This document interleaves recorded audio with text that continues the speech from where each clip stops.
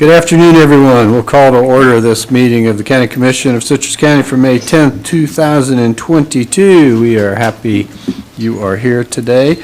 And if you would like to join us, we begin our meetings with the invocation and the Pledge of Allegiance. And today we're going to have Commissioner Kennard lead us in both those. So if you'd like to join us, I invite you to stand at this time. Dear Heavenly Father, we come to you in prayer today, so thankful for the many blessings in our lives. Lord, we pray that you would watch over us today as we go about addressing the individual issues in our agenda. We pray that you'd give us wisdom and discernment. Pray that you would give us the right words to speak to each other. Pray that you'd give us ears and a heart and mind for listening to not only each other, but the public who's joined us here today as well. Lord, I pray for this county and the nation and world that we live in, Lord. You know the grief and strife and just dissension that's among us. Pray that you'd help us all to see each other as you see us. Lord, we pray for our men and women in uniform around the world, and we pray for our first responders here at home. Please be with them, make sure that they return home to their families safely each and every day. In Jesus' name we pray. Amen. Amen.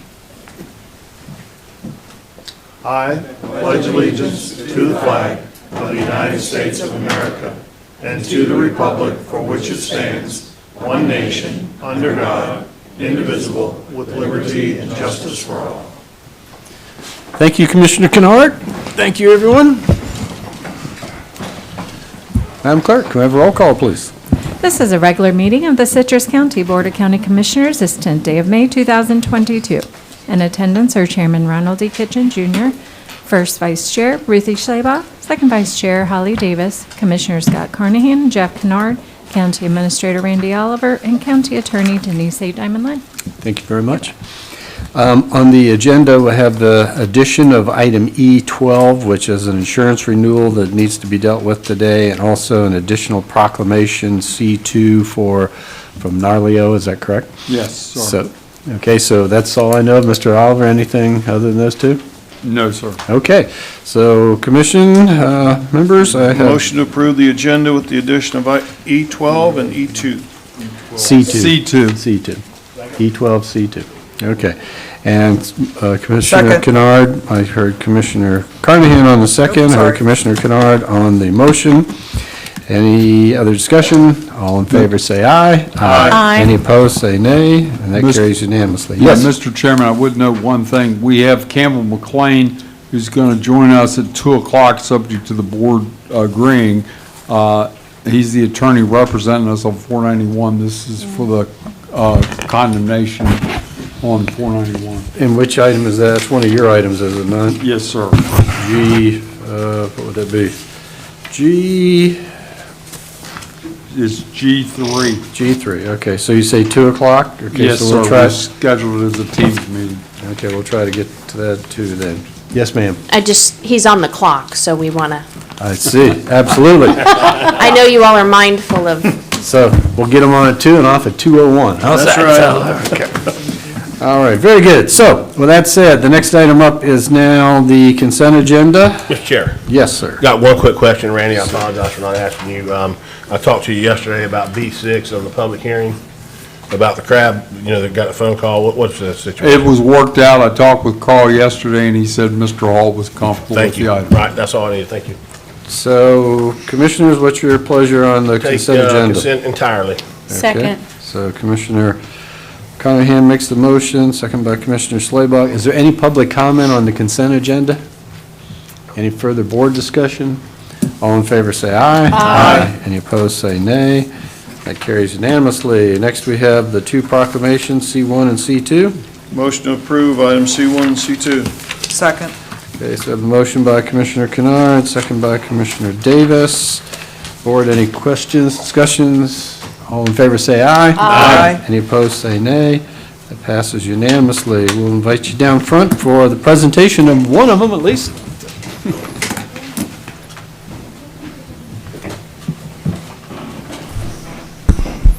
For those individuals representing National Water Safety Month, come forward, please.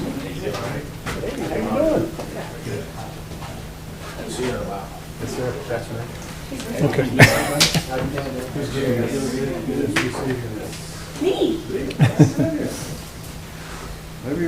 Okay. The Board of County Commissioners of Citrus County, Florida proclamation National Water Safety Month. Whereas citizens of Citrus County, Florida recognize the vital role that swimming and aquatic-related activities relate to good physical and mental health and enhance the quality of life for all people. It is important to emphasize swim safety and communicate water safety rules and programs to families and individuals of all ages, including owners of private pools and users of public swimming facilities. And whereas the citizens of Citrus County understand the essential role that education regarding the topic of water safety plays in preventing drowning and recreational water-related injuries.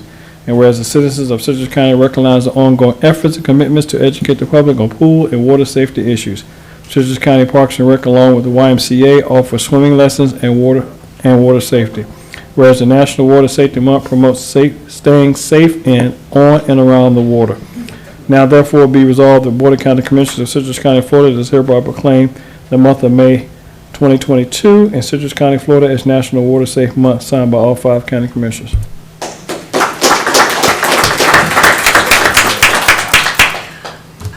Thank you. So Water Safety Month is May, and within the past year, drownings in Florida have increased 40%. Last year, I believe the number was 98, I think, pediatric drownings. And drowning is the leading cause of unintentional death in children 5 and under, second leading cause of death in children 15 and under. So luckily in Citrus County, we haven't had a drowning death pediatric in a couple years. So we're moving that needle in the right direction, and we just want to make sure that our county's informed and we're able to continue that sway of no drownings. Thank you.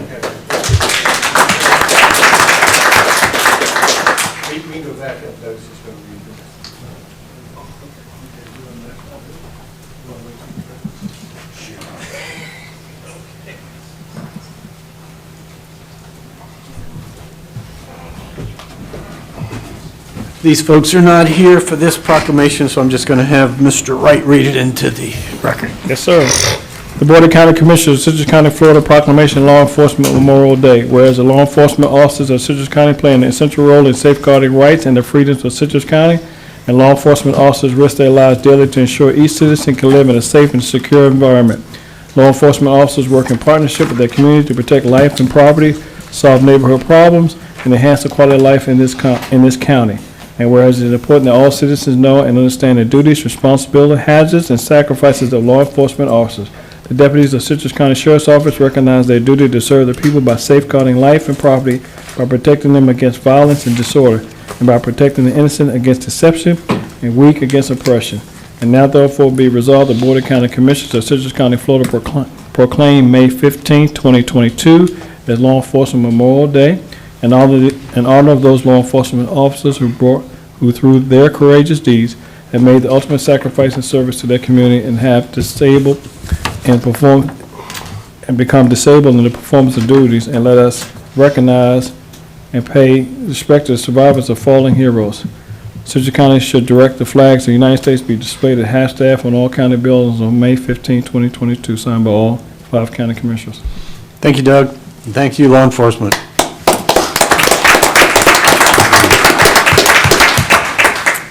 Okay, we are now to item D, open to the public. Is there anyone at this time that would like to address the board?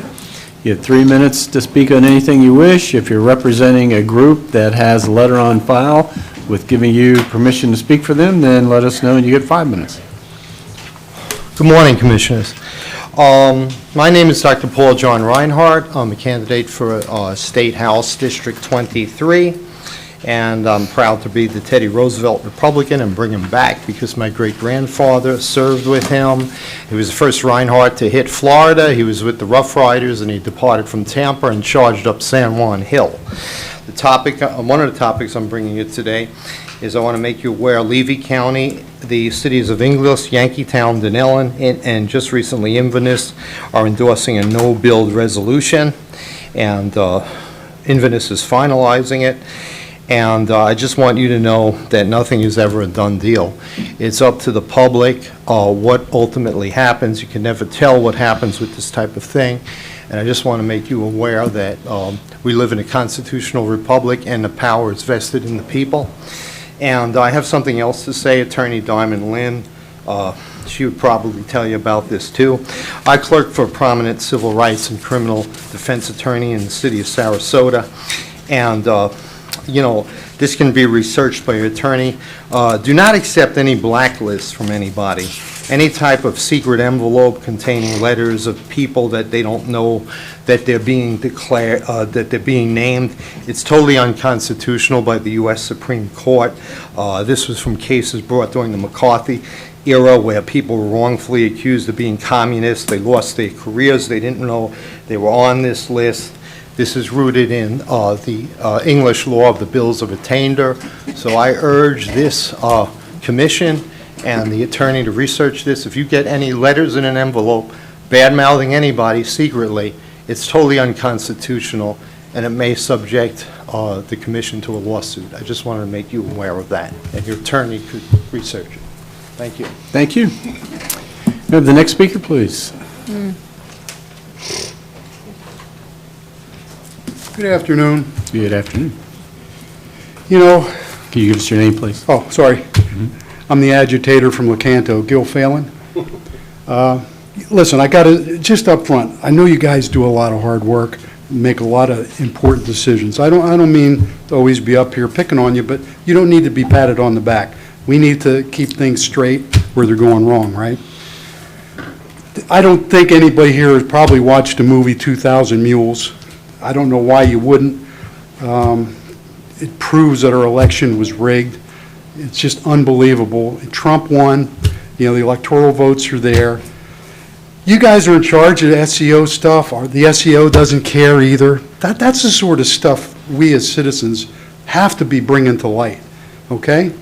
You know, hey, it's great about swimming month. I'm a PADI scuba instructor. I love the water. But you know what? I think our freedom's a lot more important.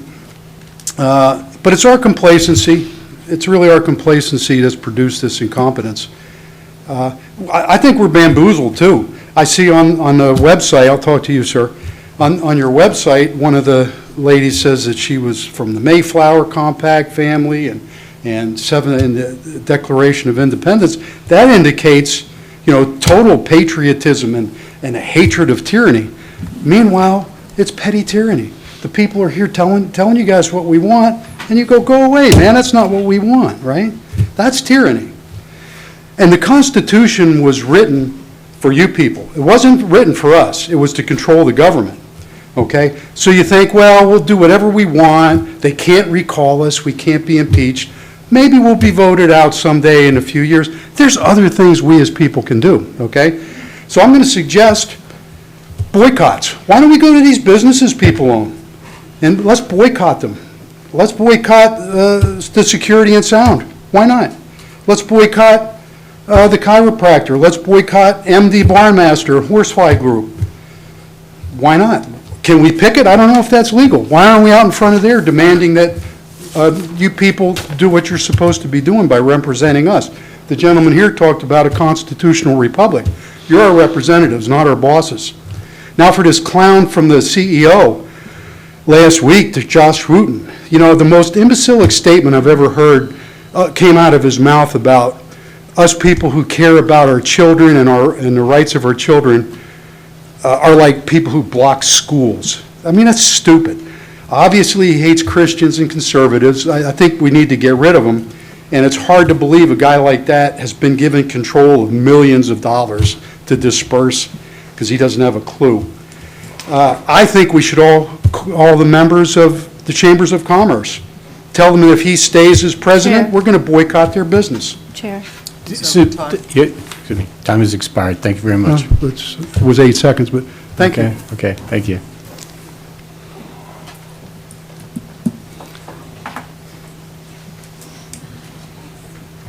Good afternoon. Good afternoon. My name is Cheryl Hitchcock Eisman, and I have a concern about code enforcement.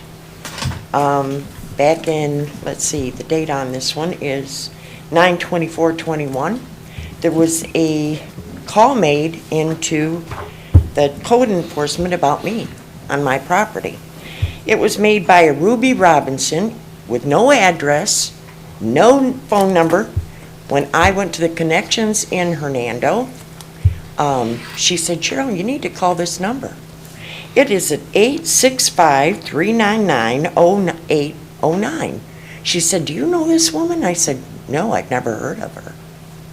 So when I called the number with her listening, she said, put your phone on speaker. She said, I want you to continue to talk to her and I want to figure out what's going on. This woman answered the phone. She sounded like she was 90 years old. Hello, this is Ruby. I said, hi, Ruby. How are you doing today? She said, who is this? I said, well, I've got your name and your phone number on my phone. She said, oh, who is this? And I continued to talk to her to get more information. And the girl that was listening, she kept motioning me to keep her going. And I did. And finally she said, I said, your name is on some paperwork that I was given. Not given, I had to pay for it by code enforcement. I had to pay $111.43, and I'm on a very fixed income. Now, this person that reported me is a fictitious name. When I said, this is Cheryl, she said, F you, Cheryl, I'm blocking you right now. I said, oh, you're Sammy's mother. I was making money, well, not making money, I was actually spending more money than I was making by taking prisoners, working with Department of Corrections, and bringing them onto my property with a tent and a sleeping bag. They brought them to me from DOC here in Inverness. And that's all they had unless their family provided more for them. That's what they came out of prison with. First Step in Ocala made sure that they got a tent and a sleeping bag. Fifth Judicial Court System, Salvation Army. Something's wrong with this system, isn't it? I think so.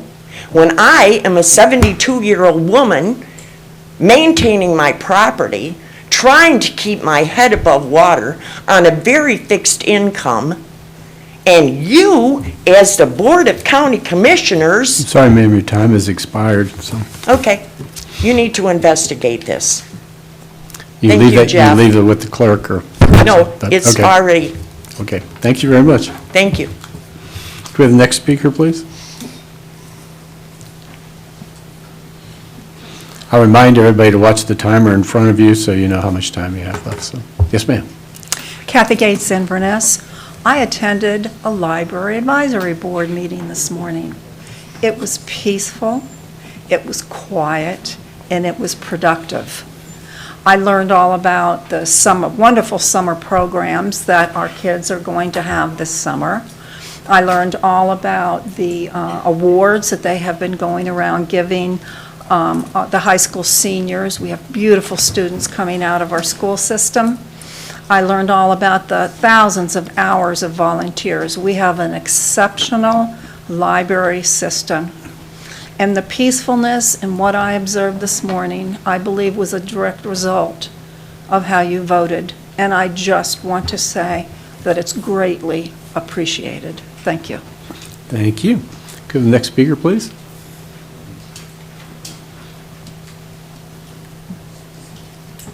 Hello, my name is Michael Nappy. I'm a homeowner in Citrus County. I'm also a Christian. I came out to the library board meetings not to support one side or the other, although I'm strongly biased in my opinion. I support everybody's right to their own opinion. And I brought up my point, which was it was about a parent's right to choose as far as what age their child sees that type of material. And it's hard enough for an engaged parent to watch their child these days with what's on the internet and television and at school. It was about making a library a place that also challenged that ability to parents. I'm here about Josh Wooten's comments 5 days ago about the Christians that showing up were agitators. I mean, he praised Christians, but then he said whoever showed up was an agitator. I'm not an agitator. I think the meeting was fair. I think there was an equal amount of people on each side. So for him to come out so strongly biased on one side, especially as a public official, was inappropriate. And I think it's wrong that he's in charge of the funds that are going to help COVID-impacted businesses in the town. How do we know that the Christians are going to get the money that they deserve? I think he needs to be recalled from that position, and that's why I was here today. So thank you very much. Thank you very much. Can we have the next speaker, please?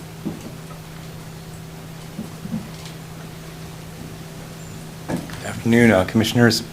John Labriola, Inverness. I'm also here representing the Mass Resistance Citrus County Group, so I believe that entitles me to 5 minutes if the clock can be adjusted. Yep. Thank you.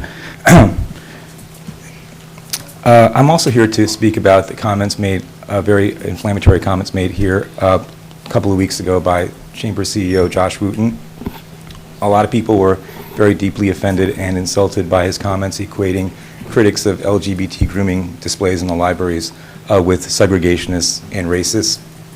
People mentioned it at that meeting itself that they were extremely offended and they wanted an apology. An apology has not been forthcoming. In fact, I heard that Mr. Wooten attended the Crystal River, I wasn't there, but I heard Mr. Wooten attended the Crystal River City Council meeting yesterday and called, the people that have been addressing this issue before you very respectfully about the libraries are crazy. That's the word he used, that they're crazy.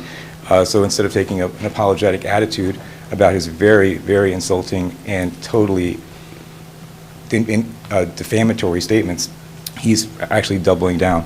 So the Chamber of Commerce has a very close relationship with the county and gets a lot of support from the county, including just last month, the County Commission voted to put them in charge of the CORE program, which is responsible, as the previous speaker said, of distributing a lot of money, $5 million in COVID relief funds, I believe, to up to $5 million in COVID relief funds to local businesses. So a man that's exhibited that level of anti-Christian bigotry should not in any way have any say over how those funds are doled out.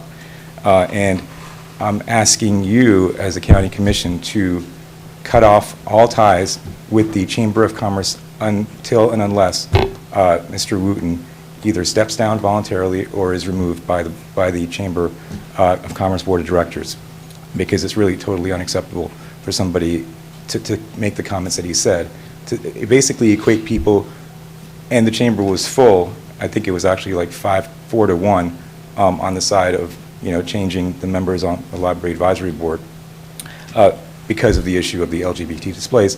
And even though the chamber was completely full, standing room only, he felt completely comfortable coming up here with his smirk and his smug attitude, calling basically all the people that showed up, the concerned parents and citizens, segregationists, and you should be ignored. First he said, well, we don't care about this. The business community, the majority of the community doesn't care about this. And then he shifted, well, even if the majority did care, you should ignore them because they're just like, ignorant bigots. It's a totally unacceptable attitude. And clearly, obviously, he does care, because if he didn't care, he wouldn't have been up here telling you to come down on one side. So he's talking out of both sides of his mouth. He clearly does care, because he came up here and told you to vote on one particular way, because if you don't want to vote in one particular way, then you're just like the governor of Alabama. So number two, I just wanted to say that we appreciate the commission's several meetings over the last few months to try to clean up the process when we found out that these board positions were lifetime. There was an effort made to address that. But clearly, as we saw in the last meeting, we still have an issue with lifetime terms. And I think a couple of people have brought that up to you to please consider term limits, because I've seen not just with this board, but with other boards as well, other advisory boards, that it's always, there's a deference that's paid to the people that are already there, because if they're not reappointed, then it's considered like an insult, or I think the term was called, it was an affront. So what I want you all to consider, please, is to consider placing term limits on all your county boards, because otherwise you're not giving other people an opportunity to serve at all until the person either dies or resigns. And it shouldn't be like that. It shouldn't be that hard to get on a board, because it's an insult to remove people no matter what they do. And finally, there's a commissioner who's constantly talking about her support for the police. Well, if you support the police so much, then why would you have cut off any comments about one particular member of this library advisory board who is a member of Project Equality. I'm not going to say her name. Project Equality, which if you just Google them, you find that they have ties to the Black Lives Matter movement, which condemns the police as systemically racist, and you say you're pro-police. Well, you're not pro-police if you second that motion to reappoint that person, and then you cut off any discussion about it when people try to ask you to please take a moment to table that. So going back to Chairman Wooten, CEO, Mr. Wooten, please cut off ties with the Chamber of Commerce until he resigns. Thank you very much. Can we have the next speaker, please?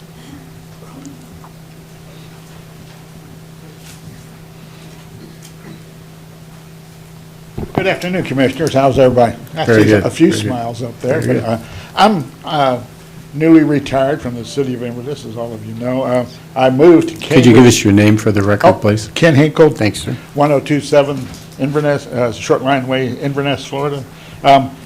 I moved out to Cambridge Green in December of this last year, and after I moved out there, I found out there's a septic to sewer project going on. The project began in 2018 by Ralph Mazzullo and the state government, and this project has been going on and been postponed.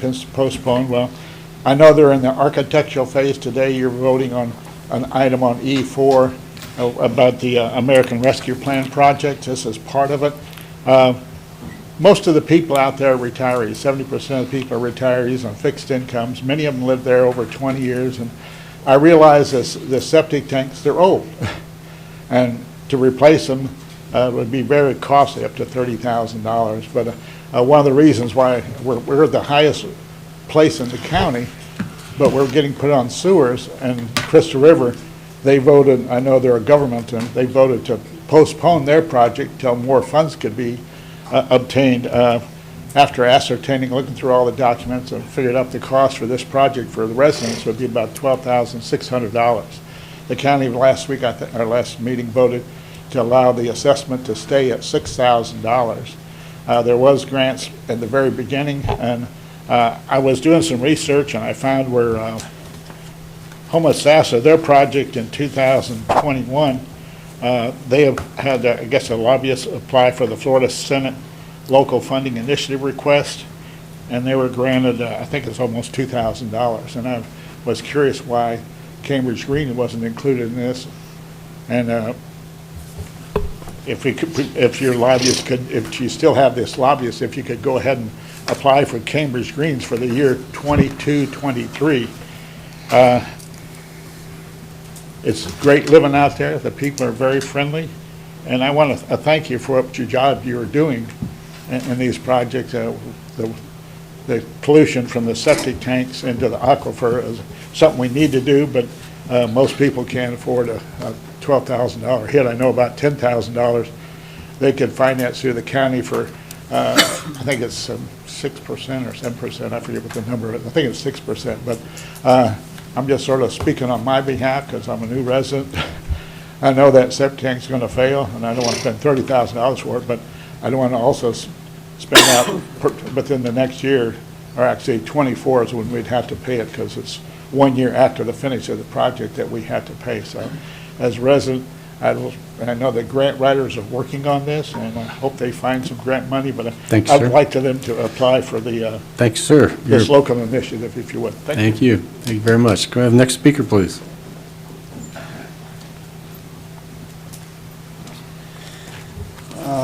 Good afternoon. My name is Dean Bales. I live in Homosassa Springs, and I didn't plan on being here. I sent an email to John Labriola as to why I didn't think what Josh Wooten said was so terribly bad, but the more I sent that email to him and got to thinking about the big picture, the legal situations going on, the more I realized I completely undercut my case, and what he said was worse than it appeared to be. And who I would cite on this was Anthony Kennedy of the Supreme Court. One of those cake bakers came before him that's being raked over the coals by the Gestapo. They used against the cake baker the words, you are using your religion as a tool to discriminate. We hear the same thing from all of them. You pull a string in their back and they all say the same thing. And then I realized that what Mr. Wooten said was a variant of that. He said that, we are comparable to racists, basically discriminatory people who stand at the schoolhouse door.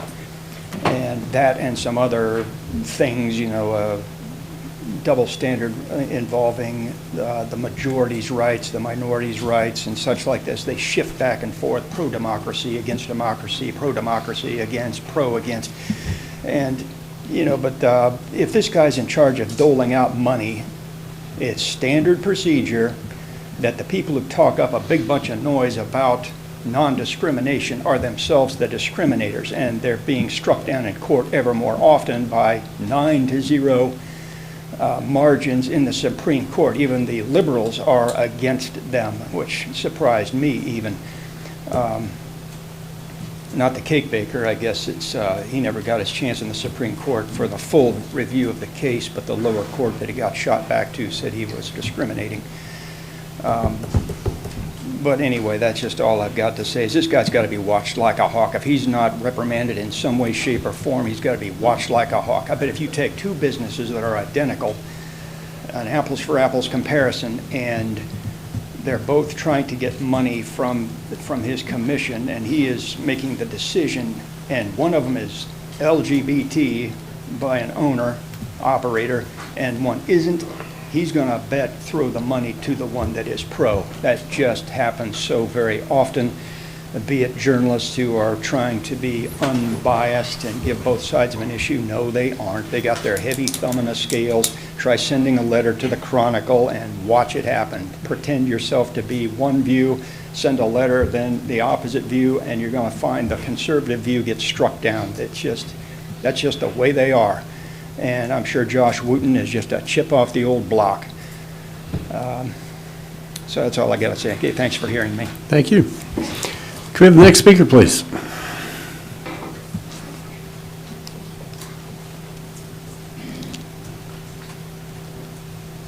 Hi, Tracy Edgman from Hernando, not with, but from. So, I'm here to also address Mr. Wooten and his comments. It got brought to my attention. I was not here because I was sick from the night before. But I did watch the clip. And unfortunately, what we saw was a person, I don't know if he's Republican or Democrat, but what we saw was the progressive left. It's not even the left anymore. It's not the liberals. It's the progressive left marching forward and using the same commentary and playbook that has been used against us for decades now to bring us under control.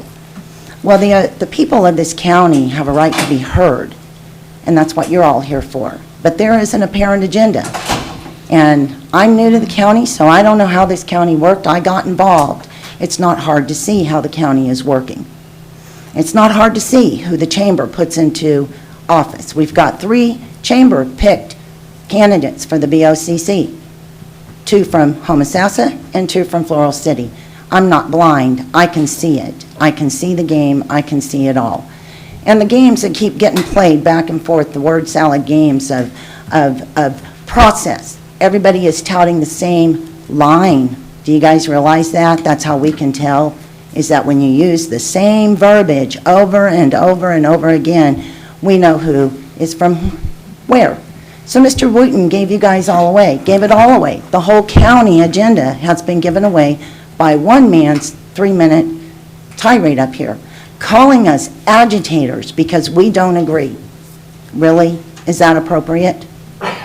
And he is in control of how many millions of dollars that you guys gave him control of.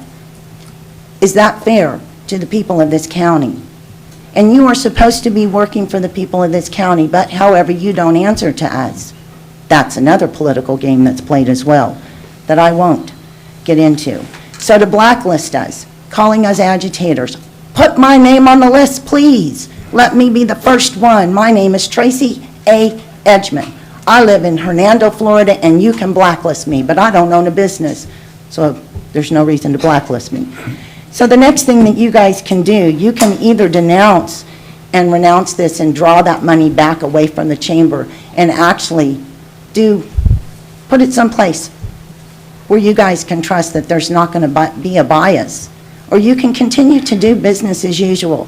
But remember, elections have consequences. You may get away with it in 2022, but 2024 is coming up, and we're not blind.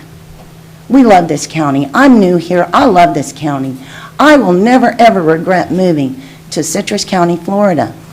But one of the things that was touted to me when I moved here was how conservative we are. Your time has expired. Thank you So, very much. your choice. Thank you. The next speaker, please.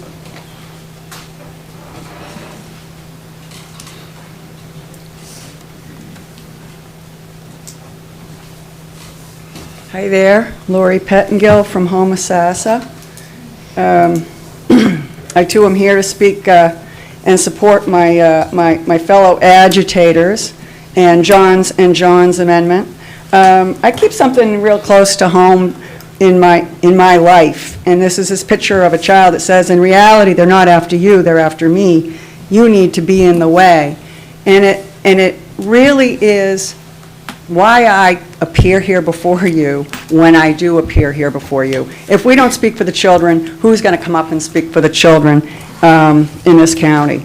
I think perhaps the gentleman from the chamber doesn't understand our cause, but we clearly understand our cause. This has nothing to do with racism. This has to do with childhood dysphoria, childhood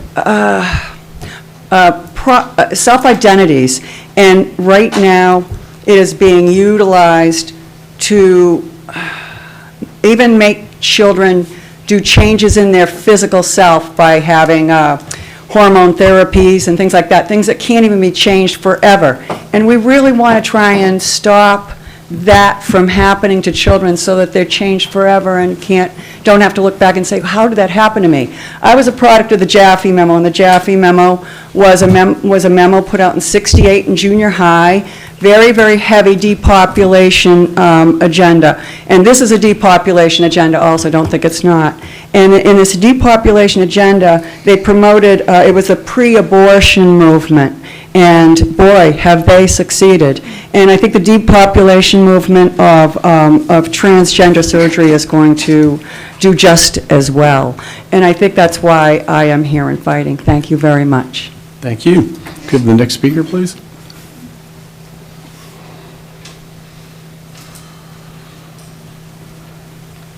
Hi, Mary Ann Parker, and I'm from Homosassa, Florida.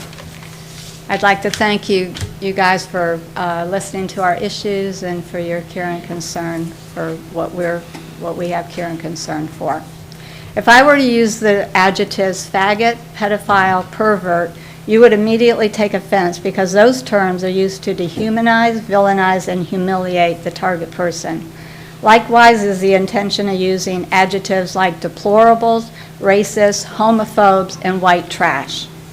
We might expect words like this to be used when someone is losing a particular debate on an argument. Usually, someone who cannot formulate a defense or proper argument will resort to some kind of name-calling. And usually, this kind of behavior is more prevalent in casual and unprofessional settings. However, that was not the case when Josh Wooten chose to use derogatory name-calling, describing those who disagreed with him at the last board meeting. He must have decided that he had the right to slander all of us who dared to have a different opinion. Since he is an esteemed member of the community, I don't believe that he does have the right to call us derogatory names. If he is unable to control himself, then maybe he should step down to a more casual and unprofessional setting. If someone has to win a debate by verbally kneecapping their opponent, it just shows how uneducated and unprofessional they are. Thank you so much. Thank you very much. Can we have the next speaker, please?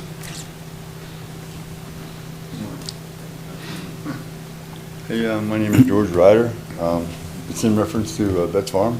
Am I in the right agenda, or I'm going to fill up the paperwork last meeting? Yes, sir. You can talk about anything you want. Okay. My pros last time, I said it used to be in my playground. I went out there yesterday, and they're partying out there. I mean, the county owns it, right? They're littering all over the place. I mean, And I don't know, I've been doing it for years, I guess. But I used to own a whole road at Lefty Court. Parents used to live across the street on 40 acres on the other side. Well, we used to take care of the bets anyway because our cows would jump and, back and forth, so we used to keep an eye on it. I would like to, I got good backers and, like I said, the last agenda, I said I would donate 5 acres for the animal shelter. You guys are fussing about an animal shelter. And I'd like to see it butchered up into, I want to build a big water park. I got Adventure Island. Busch Gardens is, Adventure Island would be nice, 50 acres, I figured. Adventure Island down here in Orlando's 30 acres. So I put 50 acres, and a church on it or two, a restaurant, a motel, so, nothing drastic, but like a Motel 6 or something, nothing like a Hyatt or something. But, just to keep it, and then we'll put a walking trail or a, bike trail around the whole property, and go from there. And a doggy park, and I don't know. I made my little plan of that. But I got a bunch of backers, and they think it's a good idea. So, I don't know. I just figured I'd say hi and bye. So, I just thought maybe, I filled out the paperwork, I thought maybe you'd send me a letter or see you guys. I talked to Randy and said, come in today, I guess, it was, and here I am. That item is on the agenda later on. We'll be discussing that in detail. It's taking me time to get situated because people, the people at Adventure Island get involved and other stuff, everything's got to come together. It takes time, it just don't go overnight,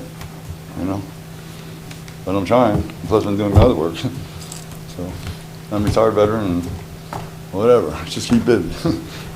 All right? So, Thank you for being here. all right, so I might hear something or? Well, when everybody talks, the board will answer or respond to whoever they want to, and then, but like I said, that item will be separate on the agenda today. I Okay. lived in this county all my life. All right. Okay. You need to fill out a green form, sir, if you would. You need it each time you come and talk to us. So, next speaker, please. Good afternoon, Deb Spence, Crystal River. I'm trying hard not to laugh at some of the comments that are being made here about Josh Wooten and how people are offended by the comments that are made, as I have stood here for 5 months now and have been equally offended by the same words being used towards me. So it's kind of a little bit of hypocrisy in my terms. But I don't want to talk about that today because I think the county has a lot better things to talk about right now. And I'd like to speak about the recruiting and hiring of our next county administrator. I haven't seen that on the agenda for a while. Going back several meetings, Commissioner Davis had brought up the employee satisfaction survey that was not complimentary, and the chairperson at the time stated that it was flawed and not worth discussing. And that was kind of where that was dropped. We've seen many managers at high-level positions in the county leaving. And again, we have not heard anything from the BOCC as to why this is happening. Is that a reflection of the poor employee evaluation survey, and was that actually more correct than what you think it is? It's a good time to look at some of these positions and why this is happening. Some of this discussion started a while ago when it was time for the county administrator's performance evaluation. And there was some discussion that there was no written performance standards. That needs to be done before a new county administrator is hired. Other counties have these positions, they have performance standards. It needs to be set up so somebody coming into the position knows what they're getting into. Talking about the employees here, 10% of society is considered LGBTQ, and many of the 10% have direct family members. So if you want to look at your county employees, your people that you supervise, that the county administrator supervises, do they feel that this county has their back? Do they have the backs of their children and their parents and their siblings? As we discuss all of these issues about homosexuality and predators and grooming issues.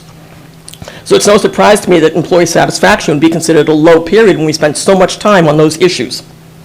So I'd like to see an earnest discussion of this current board that they not select the next county administrator, that we wait for the elections, which are coming up very shortly. As far as I see, there's only Republicans that are running, so it will be resolved very quickly, and that these positions for the county administrator as well as for the other high-ranking department heads be held off until the next board, because as people keep saying here, elections have consequences. So I think it's time for the new board to have the consequence of hiring the people that they want to work with, and not have them looking backwards to what we were, but where we actually want to head towards. Thank you. Thank you. Is there any other public comment? Any other public comment? Third and final time. Okay, we're going to close public comment. I'm going to make two general statements, and we'll leave it up to the board to comment on what they want to comment on. First of all, dealing with the no-build discussion, the continuation of the Florida Turnpike, et cetera, I just want to remind everybody that we have a workshop scheduled here for Tuesday, May 24th at 9 a.m., and we will have a presentation from the Turnpike Authority and FDOT, and that's one of the reasons we're having this workshop, is to discuss the issues that are out there, get feedback, and see if we can start formulating some kind of position for Citrus County on it. So just to remind you all, if you want to participate in that, that's when that'll be. The other issue, I'm just going to say real quickly, Josh Wooten does not work for Citrus County. He does not work at the pleasure of the county commissioners. He works for the board of directors of the Citrus County Chamber of Commerce. So as I've had many emails about people upset, I've directed them to the Citrus County Board of Directors of the Chamber of Commerce.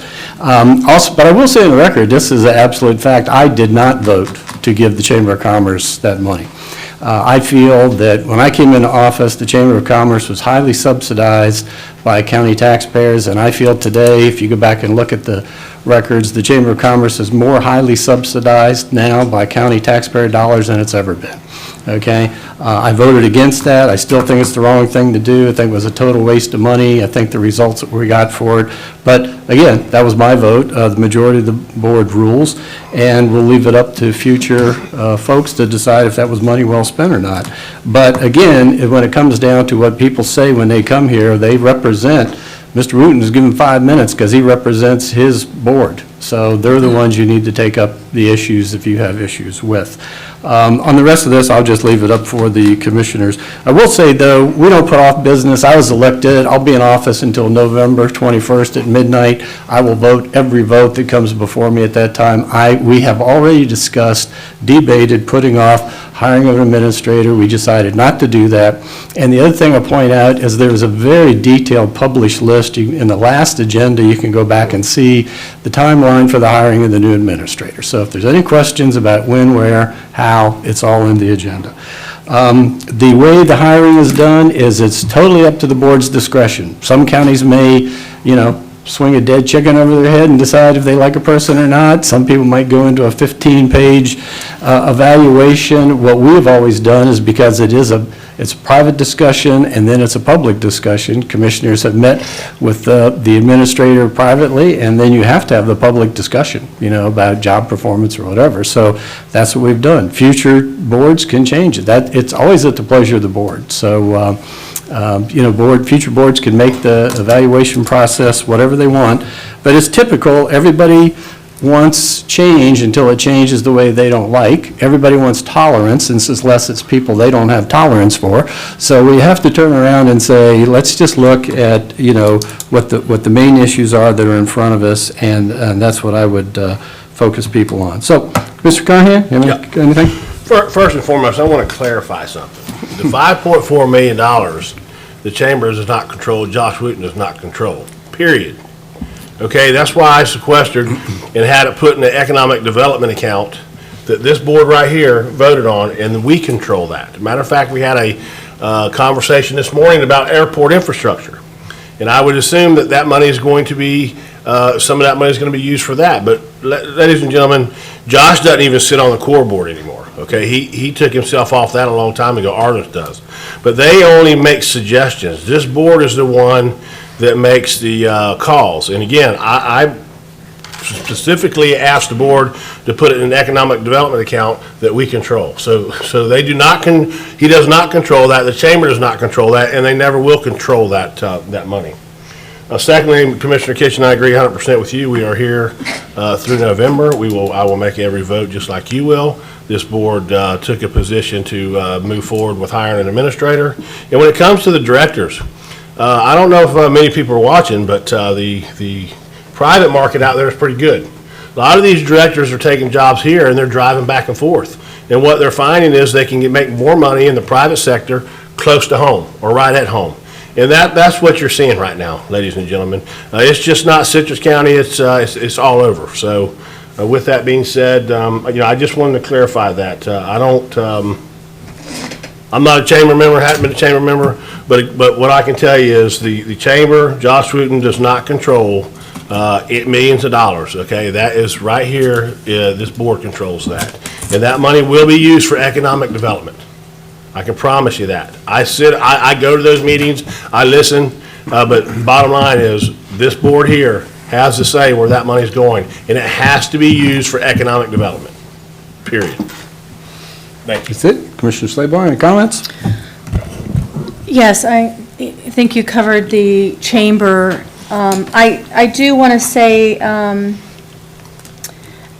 Randy, hopefully we are looking at the Cambridge grant, Greens grants, and if we, but at the most, it would be 9,000, correct? $6,000 is the assessment. That was a commitment that this board made to all the people that are funded through ARPA. Okay. Okay? And then they are responsible for their connection fees and their plumbing costs. Okay, that will vary from property to property depending on where their septic tank's located and how far they've got to go. But that is a very reasonable rate and very consistent with what we've historically done. If you buy down any one project and make it considerably less, you're going to have some other people that are going to say ours should be the same. So you need to be careful when you balance that out. So a little better than 12,000, but 6,000 base, Ken, so, and thank you for all the years you served. I don't want to get into public comment because we have been hearing a lot of public comment. We've been called a lot of names where there's been times that I've been offended, and I appreciate that, and I love that we live in America and you're allowed to do that. But I think that, threats of boycotting businesses, you have that right, but it's interesting to me that you might have liked the 3 votes I made that were to not increase taxes or, stormwater or EMS, but then you didn't like one vote that I did, which I did a lot of research in coming to that decision. So you're just going to lambast me because you didn't like the one vote. Then how is that any different than the cancel culture? It feels very similar to me, and I'm trying to work my way through it, but if I don't do what you want, then you're going to cancel me for that, and if the left doesn't like what I'm doing, they're going to cancel me for that. Where can we just come common ground and say, we're trying to do the best we can and to help our county, and so it's just, I'm struggling with the threats and the emails, but again, this is America, and God bless America, you can do that. George left, but thank you for the work that he's done, and Deb Spence, you addressed that it has been on the agenda for the hiring of the administrator, and we're moving along with the team that, the firm that is going to find us the right administrator. And I think that's it. Thank you. Okay, Commissioner Davis? I won't reiterate what my colleagues have already said. I agree with what they said. There is going to be a meeting for Cambridge Greens on June 16th at LGB at 4 p.m., and I'm sure Mr. Cheek will tell me if that calendar entry is wrong, but I just looked at my calendar and that's what it says. So we'll go further into that at that time. And thank you, Kathy, for the report from the Library Advisory Board this morning. That is ultimately why, in looking through all, 43 applications, I want to explain my vote on that. So several of the candidates for reappointment had been on there for about half a second. And it is primarily a volunteer board. There's been a lot of mischaracterization, and part of that is the county's fault because we had to kind of figure it out, and some praise has been sent Mr. Labriola's way for identifying some of the weaknesses in our system, and that is, that's accurate, that we needed to look at a lot of that stuff, but what has been determined is that that board is largely a volunteer board that is a fundraising board for reducing our taxes while still keeping a really good budget in the library. So they aren't doing the policy for displays. So there's no reason to take volunteers that have selflessly raised so much money for the library system out of those seats. I was considering if I had made the motion, I was going to consider taking the longest running one, which ironically is one of Chair Kitchen's choices, and putting in Justin Strickland, who is a minister, to let the folks know that I am listening, that you want the community standards with Christian forward community standards. So it was, there are no lifetime appointments. Those folks can be removed at any time.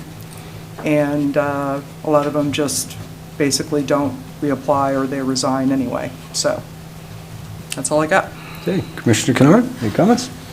Yeah, let's see, the Turnpike you've already addressed, that meeting is coming up, I believe that's our next meeting here in 2 weeks. Yes, sir. We've got a workshop, is that at 9 o'clock? Okay. Yes, sir. So we got a workshop to, 9 to 9:15.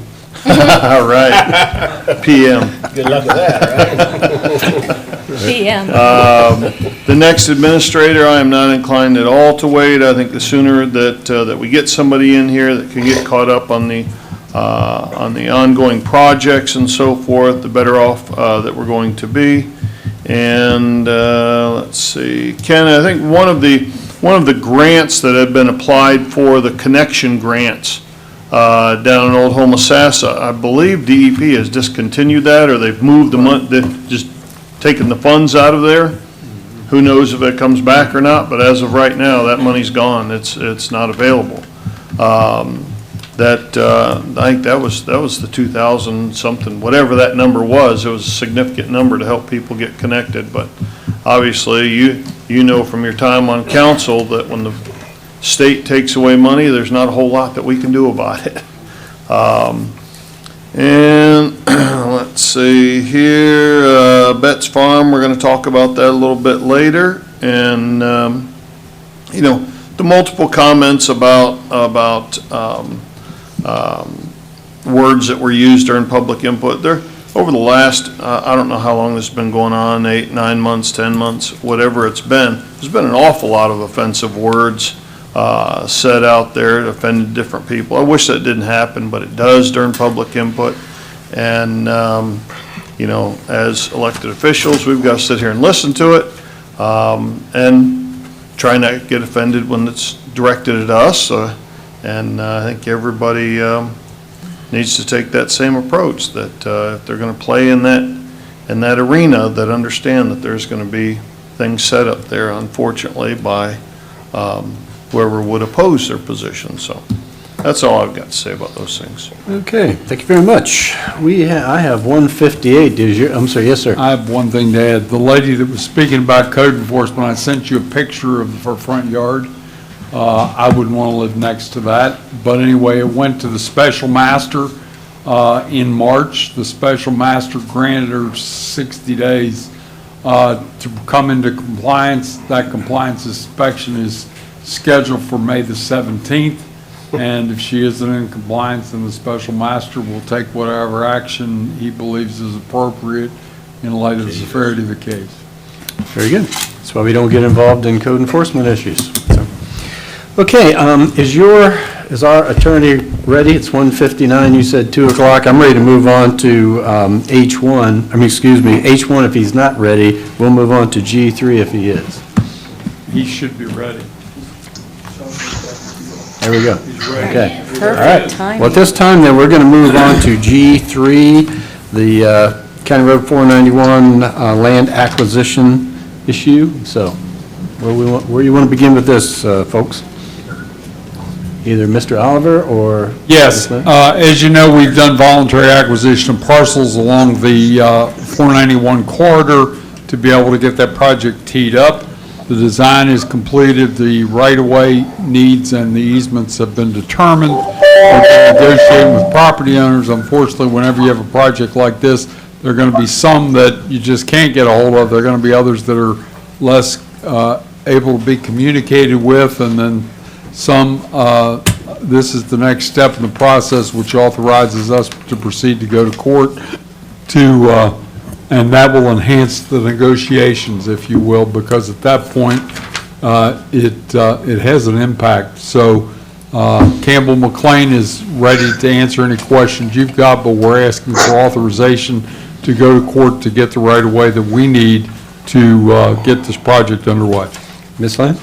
I would just say that the resolution authorizes the condemnation proceedings, but in my conversations with Campbell, they are certainly still working with individuals. They're still negotiating, talking, meeting, and hopefully this resolution will be authorization which will not be needed, and hopefully we'll be able to resolve these matters with everyone. But it's just a formality at this point to get the authorization, and hopefully we'll be able to negotiate some more settlements. It's there if we need it, in other words, right? Yes, sir. Okay, so, so you're looking for, Mr. Chair. action, yes, sir. Make a motion that we approve G3.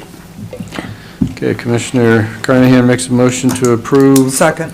And it's seconded by Commissioner Davis. Is there any public comment on this motion?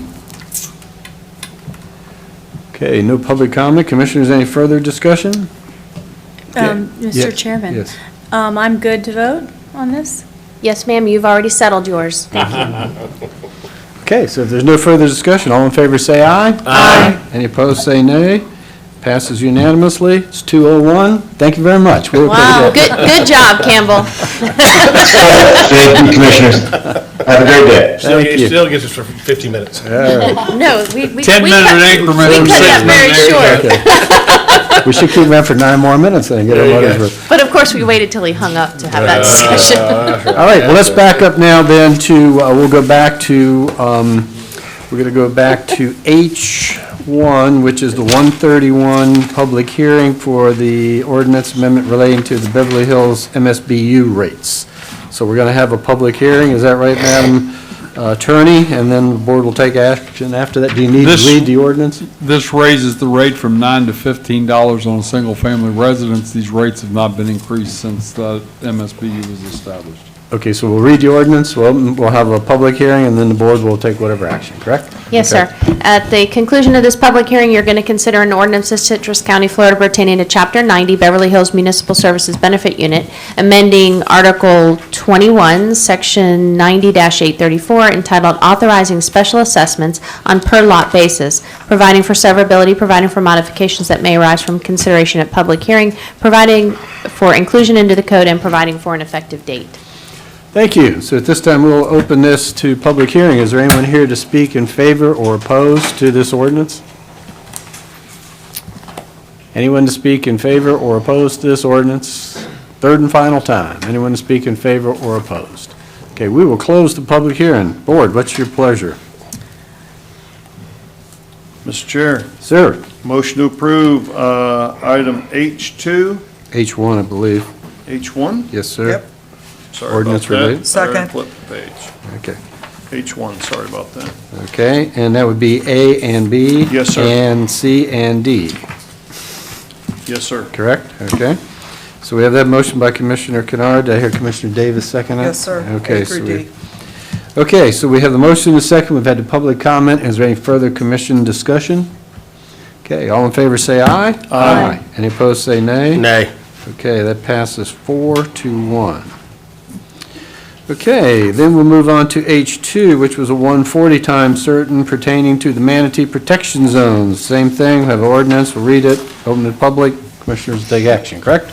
Yes, this is the one that will correct what we believe is a mistake that FWC made 30 years ago, but they have suggested increasing the manatee zone to make it so the small section, or the section that they've increased the speed limit to 25 miles an hour goes back to a manatee speed, which would be no wake or idle. I can't recall the distinction.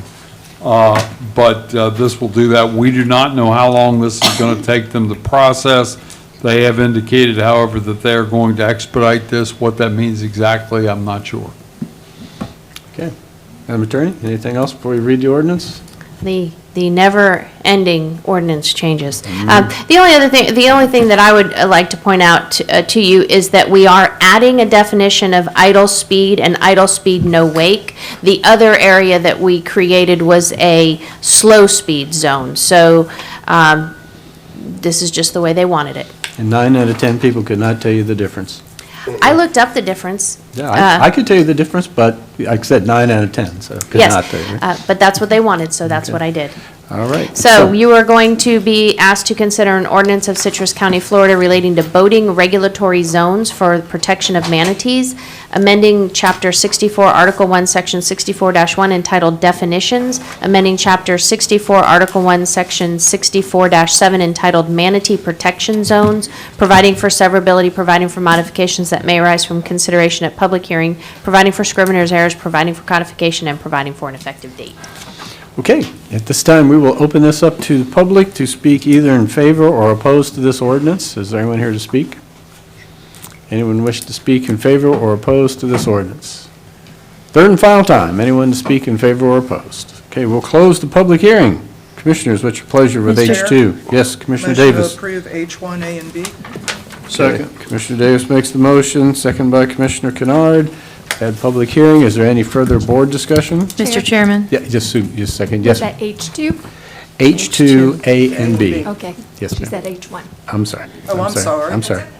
They transposed their numbers down there earlier. Need so- more caffeine, apparently. Okay, so H2, A and B, Commissioner Davis made the motion, Commissioner Kennard seconded, Commissioner Slaybach, you're recognized.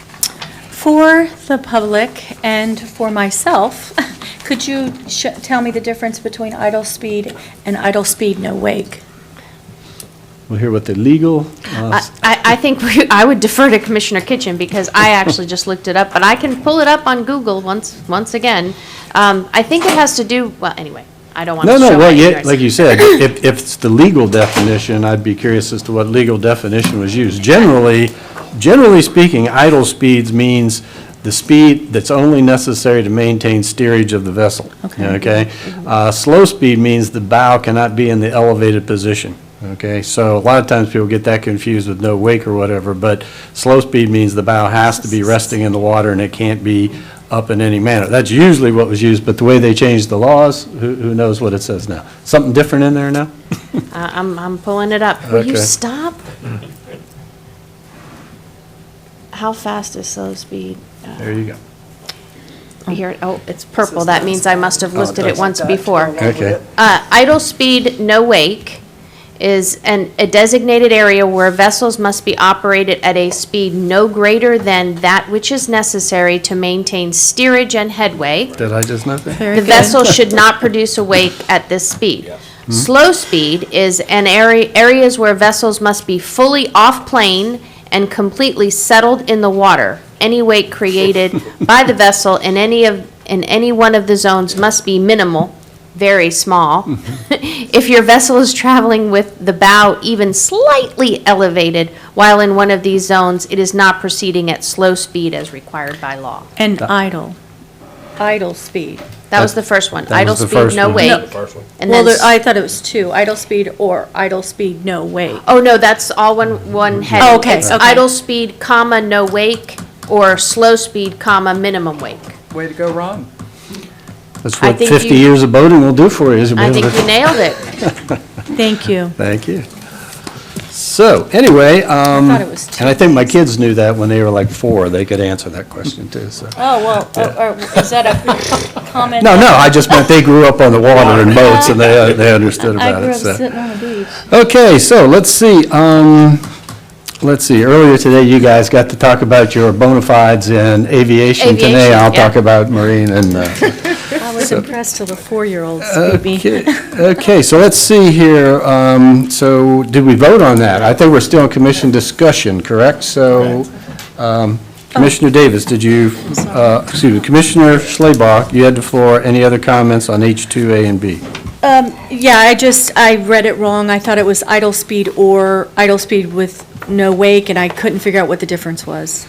So, I think thank people you. use them interchangeably, which not necessarily is correct, but that's why they do. Thank Go slow. Go slow. Go slow. Any other commissioner discussion on this item? Okay, all in favor say aye. Aye. Any opposed say nay. That passes 5-0. Thank you very much. I believe that takes up the time certain, is that correct? 1:31, 1:40. Was the 1:31 just kind of like thrown in there just for the heck of it? Did we have to, instead of 1:30? I'm just curious how we got the 1:31 instead. Probably a typo. Oh, okay, all right. So, anyway, let's back up now. So we finished H1, H2, and we are going to go back to item E, which is regular business. First one is E1 bids. Commissioner? Mr. Chair, Yes, motion sir. to approve item E1, A, B, and C. Second. Okay, Commissioner Kennard makes the motion, second by Commissioner Davis on A, B, and C on the bids. Is there any public comment on that motion? Commissioners, any further discussion? All in favor say aye. Aye. Any opposed say nay. That passes unanimously. Item E2, please. Yes, approved budget transfers for extension, housing, CARES Act, circuit court facilities and utilities for fiscal year 21-22. Commissioners? Motion to approve E2. Second. Okay, Commissioner Davis makes the motion, second by Commissioner Kennard. Is there any public comment? Any further commission discussion? All in favor say aye. Aye. Any opposed say nay. And that passes unanimously. E3, please. Yes, adopt and authorize the chairman to execute a resolution amending adopting state housing initiative partnership, low-income energy assistance program, and state aid to libraries grant budgets for 21-22. Motion to approve E3. Second. Okay, Commissioner Davis makes the motion, second by Commissioner Kennard. Is there any public comment on that? That's fine. Any further board discussion? All in favor say aye. Aye. Any opposed say nay. That passes unanimously. E4, please. Approve the revised ARPA funding list and authorize staff to revise the CIP accordingly. Motion to approve item E4. Okay, Commissioner Davis makes a motion, Second. second by Commissioner Kennard. Is there any public comment? Any further board discussion? Yes, Mr. ma'am. Chairman. Commissioner Slabaugh. I just think, and I've talked about this with Randy and Denise, that it was confusing for me because sometimes it's referred to as County Road 491 next phase or County Road 491 future phase, and I would just ask that we find the consistency of what it's really called. The next phase. Madam Attorney, in your advice in the past, I know we were talking about Phase 1, Phase 2, and we weren't supposed to do that. What is your recommendation we refer to this project as? Before we started 491 next phased, we called whatever we were going to do to 491 future phases, because we didn't know how many phases there were going to be. So now that we are in 491 next phase, that would be the appropriate thing to call it, because I think it's only going to be the first and the next. And next. So now we've finished the first, this will be referred to here or thereafter as next, okay? Yes, ma'am. Thank you. Anything else? I was going to say the final. Nothing is final. Never say never, so. Well, and I appreciate that, but there is another section of 491, Future. and you're saying this is the final, so you kind of are a little. No, I said next. She said next. I did not say final. No, I said she said. I No, thought she I said final. next phase. Next phase. I said I didn't believe there were going to be any more future phases, so it should be next phase. But if there is one in the future, Yeah. it'll be the future. Future phase. I always call it as the remaining four-lane section between 44 and 486. Yeah, there you go. That's right. And see if you can come up with an acronym for that, too, to make it sound. And Mr. Chairman, the Yes. reason why I'm asking is because there's 491 Sure. from the Beverly road Hills to 200. to 200, but I can't remember that road. And that's going to be also next phase? No, no. That's going to be That's whatever future. it is, whenever it is. And nothing has happened. I mean, that's just the concept. That's an idea out there someplace, so. Oh, okay, so we'll name it at that, whoever will right. name it. Whoever's on the. Okay, thank you, thank you. I Okay, so, appreciate but it. as, just so we know, we're on the same page. It's now, when we talk about what we're doing in 491 now, it's the next phase. Thank right? you. Okay. Anything else? No, sir. Any other board discussion? Okay, all in favor say aye. Aye. Any opposed say nay. That passes 4-0 at this time. Mr. We'll get Chairman? Commissioner Davis when she I don't think you did returns. public I'm comment. sorry. What? Mr. Chairman, it was What? me. I would just say if Walt's not watching, if someone could make sure Walt gets That's the memo. the next phase No, terminology. According to my records, we took public comment on that, and there was none, Okay, so, here we go. okay. Okay, so 4-0, we'll get Commissioner Davis when she returns. Let's move on to E5, please. Yes, E5, authorize and approve the BOCC chair to execute LPS 0027 Amendment 2 between the Florida Department of Environmental Protection and Citrus County, Florida, for the project known as Harbor Lights Plant Interconnect. Mr. Chair, Sir, Commissioner seek Carnahan. approval of E5. Second. Okay, so Commissioner Carnahan makes a motion, second by Commissioner Slaybaugh. Stay awake down there.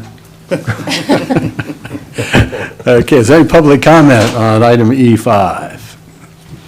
Okay, board, any further discussion on item E5? All in favor say aye. Aye. Any opposed say nay. That passes unanimously. Commissioner Davis, how do you vote on item E4? Aye. Aye, so I record that as 5-0, is that correct? Okay. Okay, thank you. We'll move on to item E6, please. Yes, approve and authorize the BOCC chairman to execute the amendment to agreement Q105 between Southwest Florida Water Management District and Citrus County, Florida. Motion Okay, to approve E6? Second. okay, Commissioner Davis makes a motion, second by Commissioner Kennard. Is there any public comment? Any board discussion? Mr. Chair. Sir? I think it's important, just a side note, that people watching at home are paying attention to what's going on here. This is nearly 400,000 gallons a day that are not coming out of the aquifer. The more of these kind of reuse projects that we can get going, the less we're pulling out of the aquifer. That would increase the hydrostatic pressure in the aquifer, maybe not much, but it will. Ultimately, that means more fresh water coming out in our springs and our rivers and bays. These are great projects that have a long list of positive benefits, not just reuse of water, but less water coming out of the ground. Okay, Mr. Oliver. The other thing I would point out, and Ken Cheek has been working on this with Swift Mud for some time, we only get a 50% credit for the stuff we pump, and we believe that credit should be 100% because, as you say, it's not coming out of the aquifer. But he has been working on that diligently for about 2 years or longer. Well, I think we all know what Ken can do, so maybe another 18 years, you might have that one knocked down like you've done the last one. Mr. Chair, I Yes. would ask our water board members for them to take that position. Yeah. I know. Let's take that back to the water board. Oh, Jeff, you know how to throw that in there. Is there any other board discussion on item E6? No.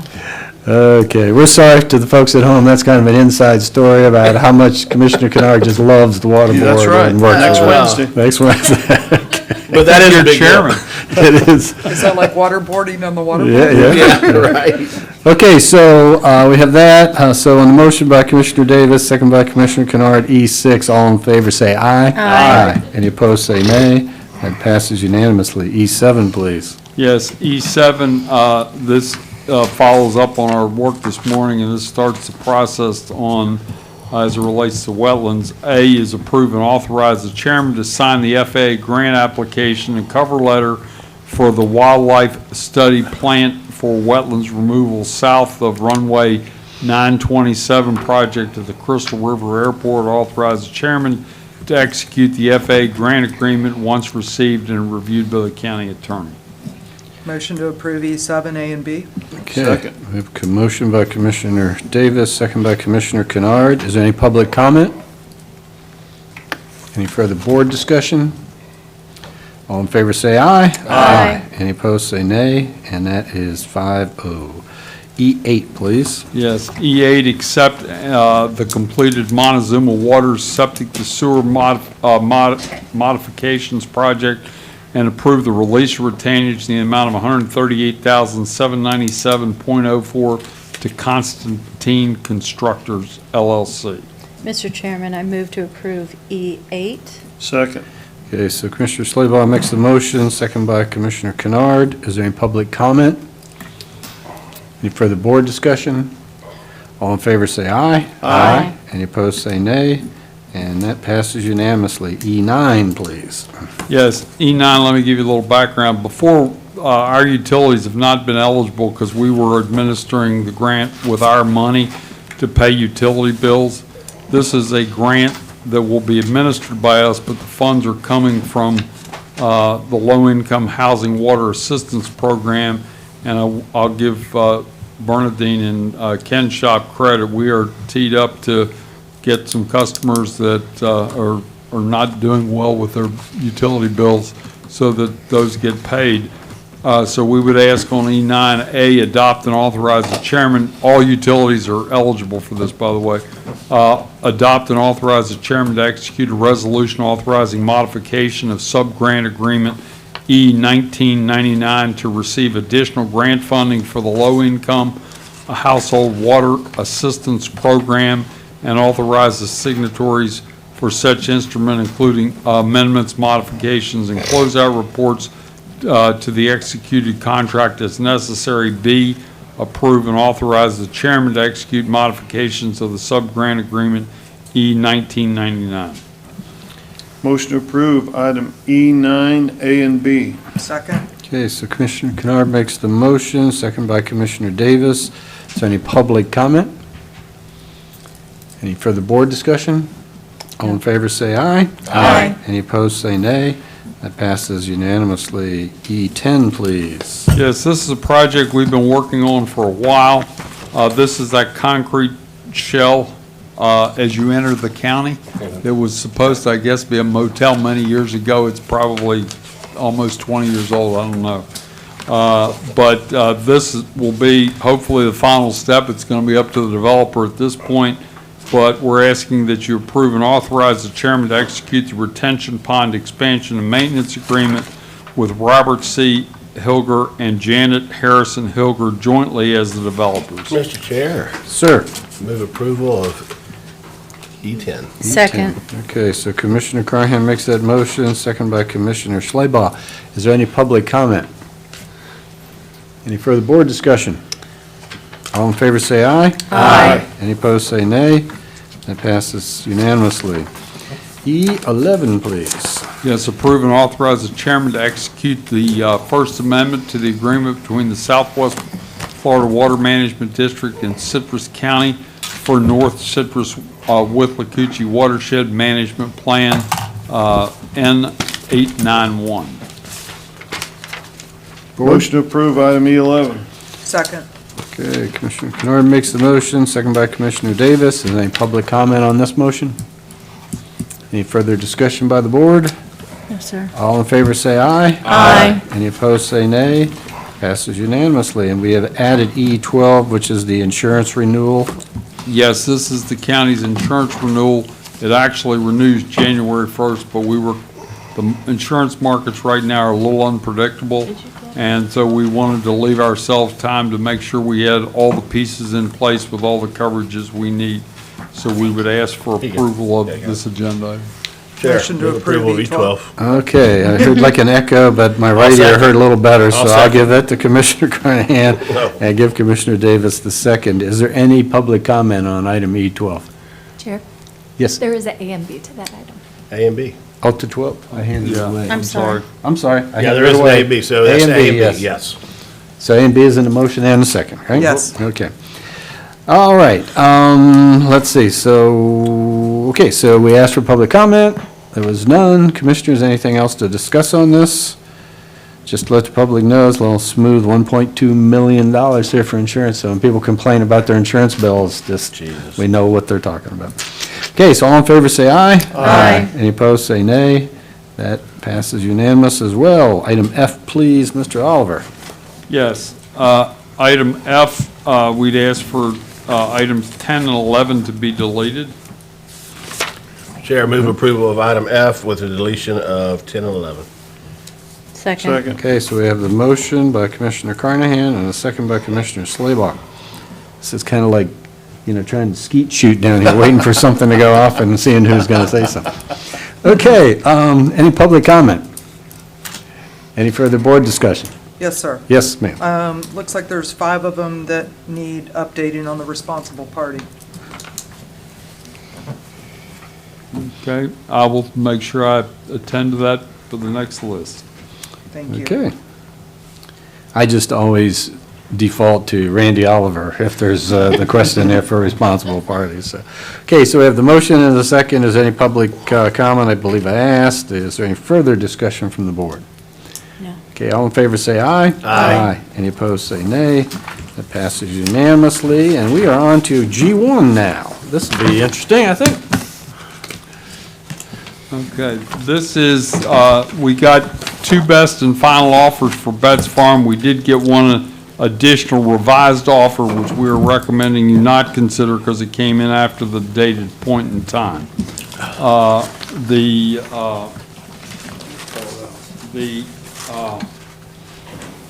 We did get this morning from Mr. Astari, a financial letter saying that a trust would finance up to 75% of the purchase of, or lend up to 75% of the balance of that.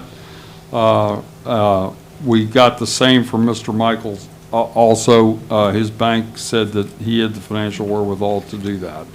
Mr. Astari's offer is $79,000 better than Mr. Michaels' offer, and it's at $6,579,000. Mr. Michael's original offer that was due by the deadline is $6,500,000.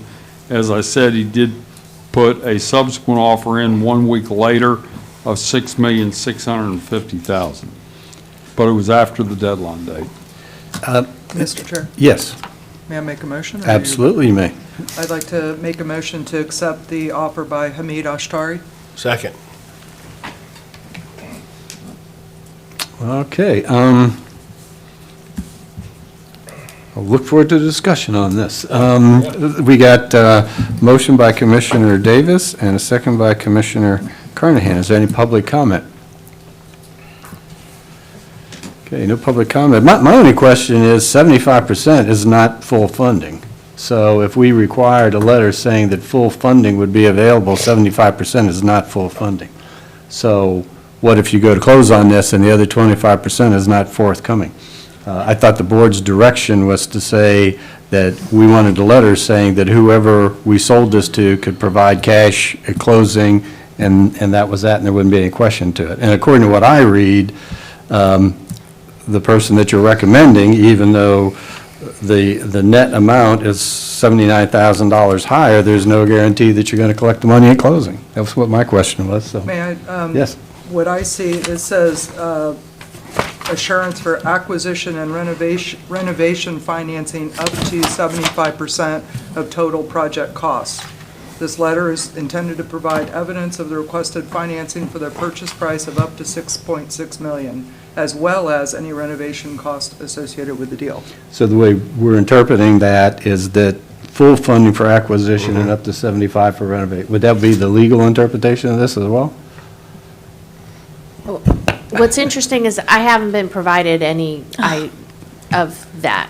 Okay. The second offer, that letter, and if I did, if it came this morning, I haven't looked at It it. came this morning because that's when we received it. Okay. Yeah, so I haven't looked at that, but I mean, if what she read, if what So- the commissioner read is what she read, then, But- but anyway, you don't have to, if he doesn't have the money, you're not gonna close. No, but again, I understand that, but it seemed that we jumped through a lot of hoops to give everybody a deadline to provide what was required by the deadline, and that letter did not come in by the deadline. Is that correct?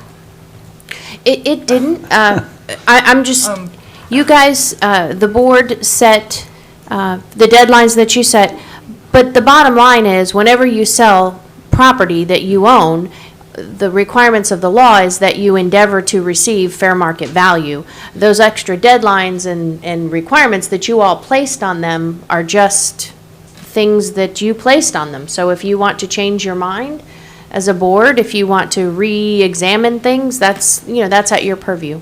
Okay, well, I know, I understand that, but my point is, I don't think that's right.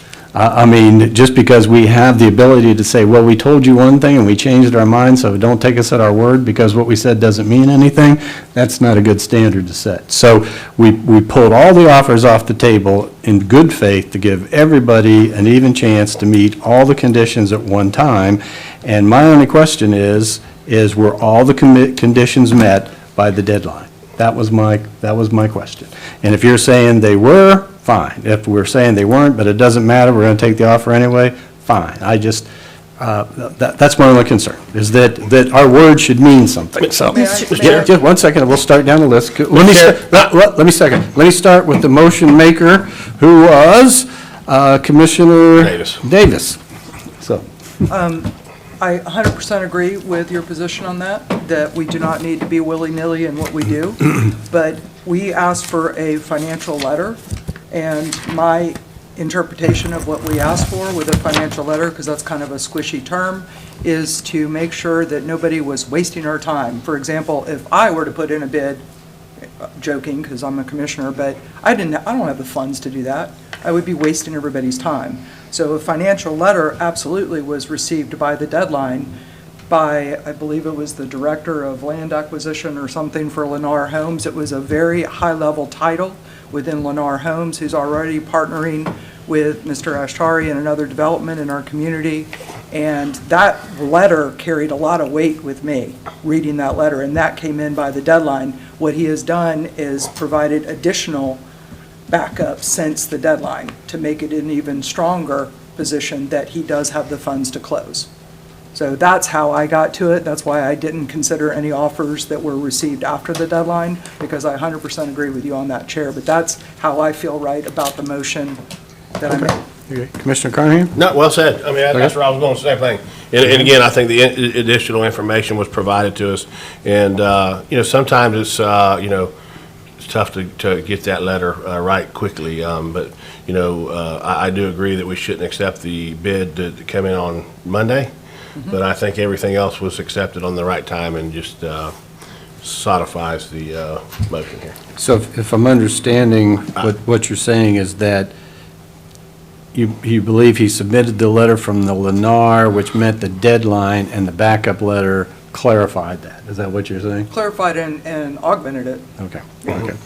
Okay. Any other board discussion? Yes, Mr. ma'am. Chairman, Commissioner Steinbach. I just have my notes from when I went through this, and I looked at it very similarly as what Commissioner, I think Carnahan said it, is that, this is above fair market value, so I felt like we were serving the public, we were doing the right thing. And my notes were that I saw the National Home Builder letter as a confirmation that there would be the backing, but I thought 72 hours to come up with a letter was very tight frame. And I know in business, sometimes you're scrambling, waiting for banks to get things together for that.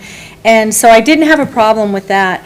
And then I just, looked at the intangibles, and I believe that the money and that it would serve the public the best by protecting the environment.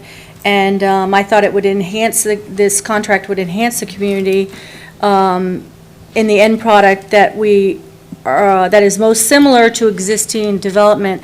So I really like the fact, there was a lot of things I liked about the Mr., I forgot his name.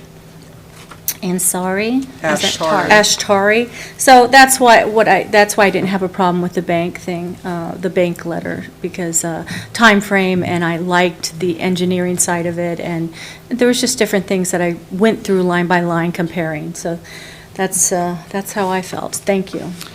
Okay. Commissioner Kennard, do you have anything else? Yeah, I'm going to support the motion. I will tell you that I'm a little disappointed that it appears that both offers went around the county's realtor. We either have a representative for our properties or we don't. Any properties I've ever bought, I've gone to the listing agent and have dealt directly with them. And in this case, it looks as though somebody's trying to circumvent that I don't know if that's saving them some of the commission dollars, or they're collecting some of the commission dollars, or there's a purpose for it somewhere. But I think this board needs to have a very real discussion. We talked a little bit about it last meeting. Whoever the realtor is, whoever our representative is, we either have a representative who is listing our properties and representing us in the sale of those properties, or we don't. Then we just assign a staff person to it. But I'm a little uneasy about the way that this has gone. Like I said, I am going to support the motion and look forward to this property being developed. But just wanted to throw my 2 cents in there on that part of it. Okay, and the other thing is there's nothing in here that says, correct me if I'm wrong, but there's no development proposal moving with this contract. In other words, whoever buys this has the right to do whatever they want, or nothing, correct? Or they must develop it within a certain date, they have to stay within the DRI. What is our parameters Okay, of that? there are two things to clarify. Mr. Cunningham was heavily involved in this. For one, he's the realtor. Because of the specific nature of what the board, direction the board gave for best and final offer, we sent out the thing for best and final offer. We copied Mr. Cunningham on it. He received all of the materials that were submitted. He could have been here to make a recommendation if that's what you wanted. Now, on this particular development, the obligations are to fulfill the requirements of the DRI. DRI, okay. And DRIs went away a number of years ago, but that's the status of it. Okay, so, and again, I've just, this is a sizable deal, and I'm most happy to get it back onto the tax rolls, right? But it seems to me that's the immediate result. So you get $6.5 million to put towards the animal shelter, that's the immediate result. But down the path road, how do we know, what assurances are in this that, that this type of development that you're making this decision based on will occur? What do we have in place for that? Mr. Chair? Yes, ma'am. I just want to clarify one thing that the administrator said. There are no contingencies in the contract as to how the property is going to be developed. When this transaction closes, it will be just a regular statutory deed that they will get with no conditions. We all know that there is a DRI that overlays the property, but that's not part of this transaction. It's already there. Anybody who bought it would have to comply with that. So to say, do we have any assurances of what type of development is going to happen from our sale as sellers? No. But we know what the DRI requires. Okay. Or also the time frame. We don't have any commitment as it relates to time frame. Okay, so just so we're clear, because in my mind, we were selling a piece of land. It seemed like the contingent thing that was out there, as commissioners were concerned with, what are they going to do with it? And then from what I saw, the DRI controls that, so. Correct. Right, okay. So- Mr. Okay, Chairman. Yes. I do have a question. I did feel like it was a little, looking at my notes from the first contracts that we saw 2 weeks ago to the contracts now.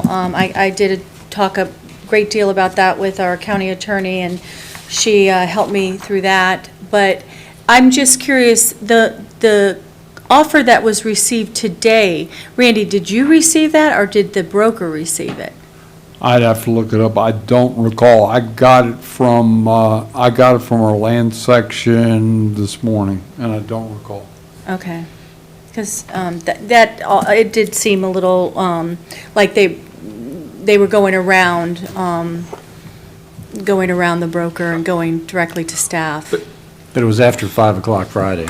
It was after, it was sometime at or near 5 o'clock Friday. It was after the deadline that the board had imposed, yes. Okay. Commissioner Carnahan, something else? Well, no one's going around the broker, because the broker's going to get his commission, okay? So I don't think anyone's going around the broker, because no matter what, he's going to get his commission. Now, if the other side is a broker also, there's going to be a split commission, and that happens every day.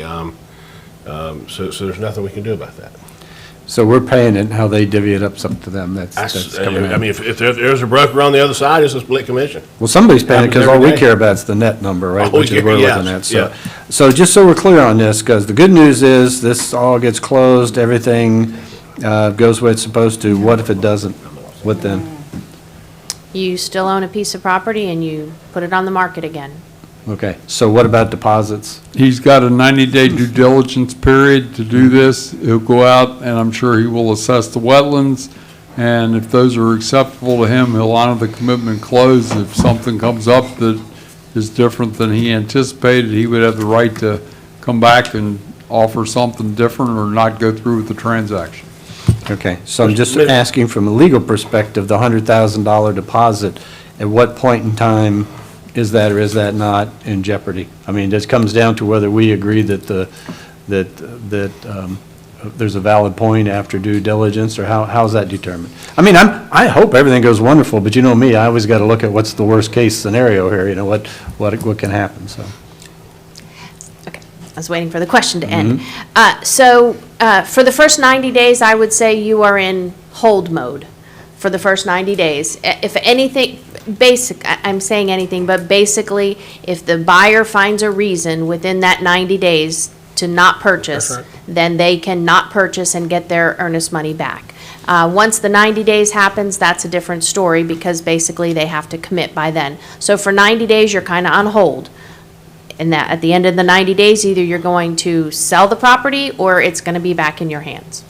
And is it our understanding that, because I remember the original discussion was that at least one of the people said, well, I'll be in the background if these all fall through. So are we looking at this, that hopefully this goes? If it doesn't, before or after the 90 days, if they back out before the 90 days, then we always have the option to go back to who we thought was the next best bid or whatever. It would be subject to renegotiation. They would not have to honor that commitment. I mean, whether they will or won't, I don't know the answer to that. Okay. Well, hopefully everything will go well.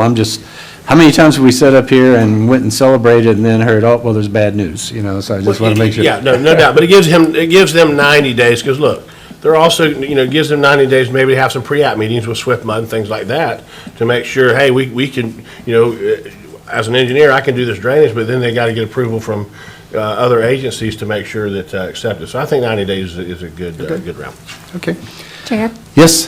Before we vote on this, can I please request clarification? You did vote for the approval of that offer, which is A. We didn't, but there's we haven't. B, C, D, and E. But we haven't voted for anything yet. You didn't vote No, for it yet. No. So I was going to Before you- clarify, Mhm. the only thing we've talked about as of right now is A. The way I see this is authorize the chairman to accept the highest and best offer, which is from Ashtari, correct? That's what the motion is? Okay, so that only deals with A. So if we assume that's A, then the rest of your motion would include B, C, D, and E. Would that be correct? Correct. Commissioner Davis and Carnahan? Correct. Yes. Okay, are we good on that? Okay. So we filled in who the highest and best offer is, and we've dealt with all the others. Okay, so we now have the motion. I believe I asked for public comment. Board, yes, ma'am? I'm sorry, one other thing I didn't want to neglect. Our contract with our broker is a completely separate contract with our broker for those properties which we gave our broker to market and sell for us. That contract has nothing to do with this contract. So our broker will be paid as he's supposed to under his contract. Now, what co-broke agreements he has with other realtors, if this is in the multiple listing service or other services like that, that's between the two brokers to divvy that up. Okay. Is everybody clear? Everybody clear in the motion? Everybody clear in the action? We've gone through all the Yes. things we need to. So with that said, all in favor say aye. Aye. Those opposed say nay. That passes unanimously. I will go along with your logic and explanation of it, So let's see. Thank you very much. Okay, so we spent $1.2 million on insurance, and we brought in $6.5 million in selling a piece of property. For the animal shelter. For the animal shelter, so we're moving forward. Okay. G2, please. Yes, G2 is a board discussion. The Turnpike Authority has come to us. They will be putting up lighting along where the intersection is at 486 as that project moves forward. The design's been completed. We expect them to bid that project this year and start on it next year, fiscal year. However, they've said they've had a change in policy and they want the county to pay for the cost of the lights that are on the roadway down at Cardinal. They are paying for the lights on the roadway, and we were looking for board direction. Mr. They've Chair? said they're not going to put them in if we don't pay for the ongoing utility costs, and we wanted to ask you what your thoughts were. Okay, Commissioner Carnahan? Well, look, it's their flaw, whether we like it or not. Why would we put lighting at Cardinal, and why would they put lighting at 44? So, it's up to this board which way they want to go, but to me, it's their flaw. They need to come back and correct the problem that's there, and they should fund the bill that's there. That is a toll road.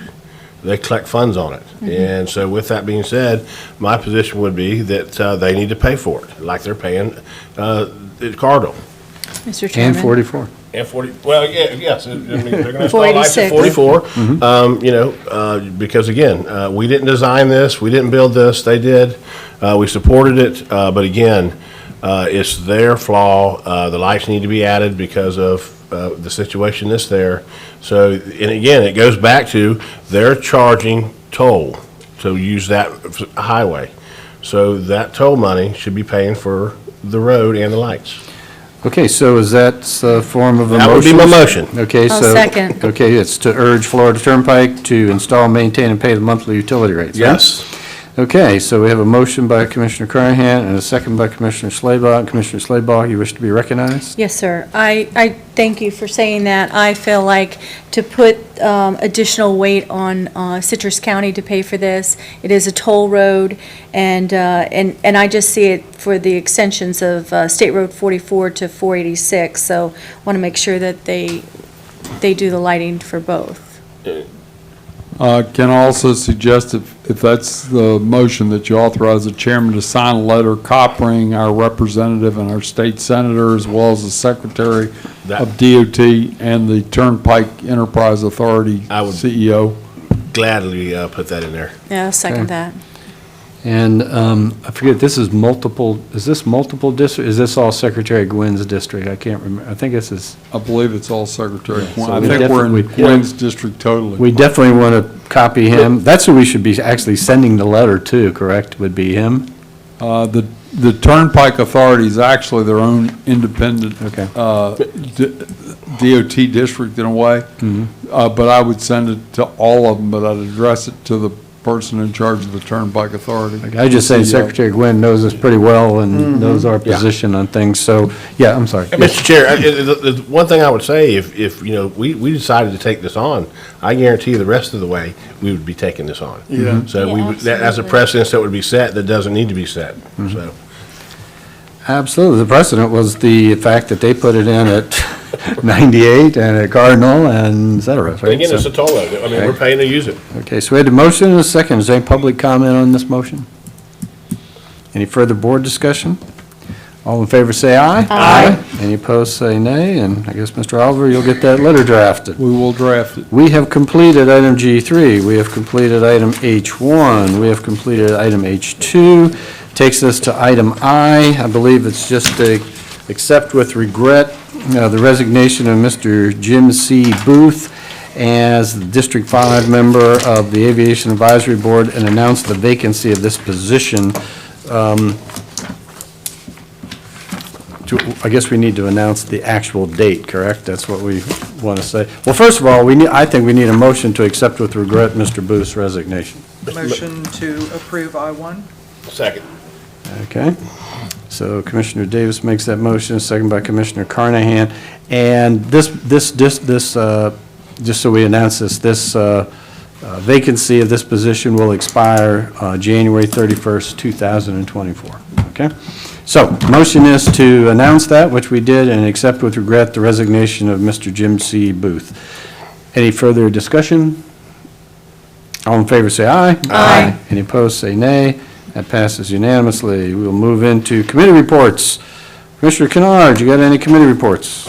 Yeah, we had our MPO meeting, a very short agenda, but Secretary Gwen was there in attendance, and he gave us a little bit of an update on the different projects that are going on in Hernando and Citrus. I brought up to him again our concerns with, our safety concerns with the intersection of the Suncoast Parkway and its close proximity to Great Oaks. He assured me that work was going on in the background and that changes would be coming to make that a safer intersection. If they're not able to accomplish it in one particular direction that they're heading, he said, we will stay after it and make sure that it's a safe intersection. Hernando County bumped up their #1 transportation priority to County Line Road. They have funding in the budget to finally get that accomplished.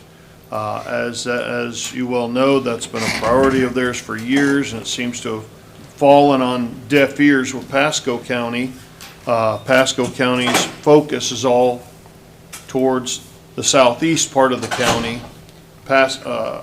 County Line Road has not been an issue for them. It's been a big issue for Hernando County. Finally, they've got the funding in the state budget for it, and we voted to bump that up to their #1 priority. The priorities alternate between Hernando and Citrus County down the list of transportation priority projects.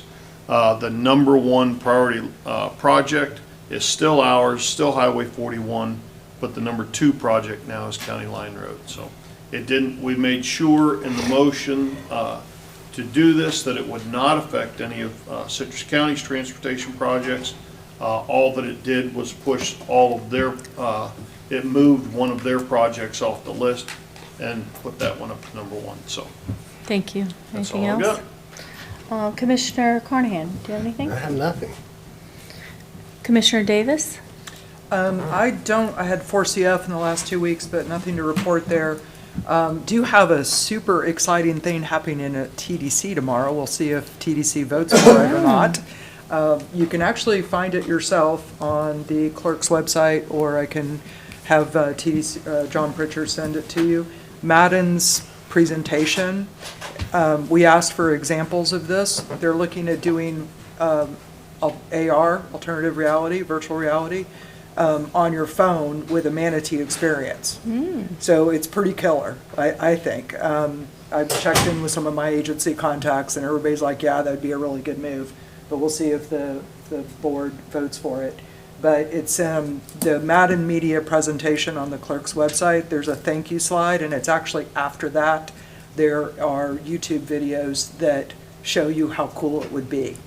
So it's very exciting. So that's all. And I have the medical examiner board tomorrow, so. Thank you. I had the NACO, the National Association of Counties, the Transportation Policy Steering Committee, still Zooming. There will be a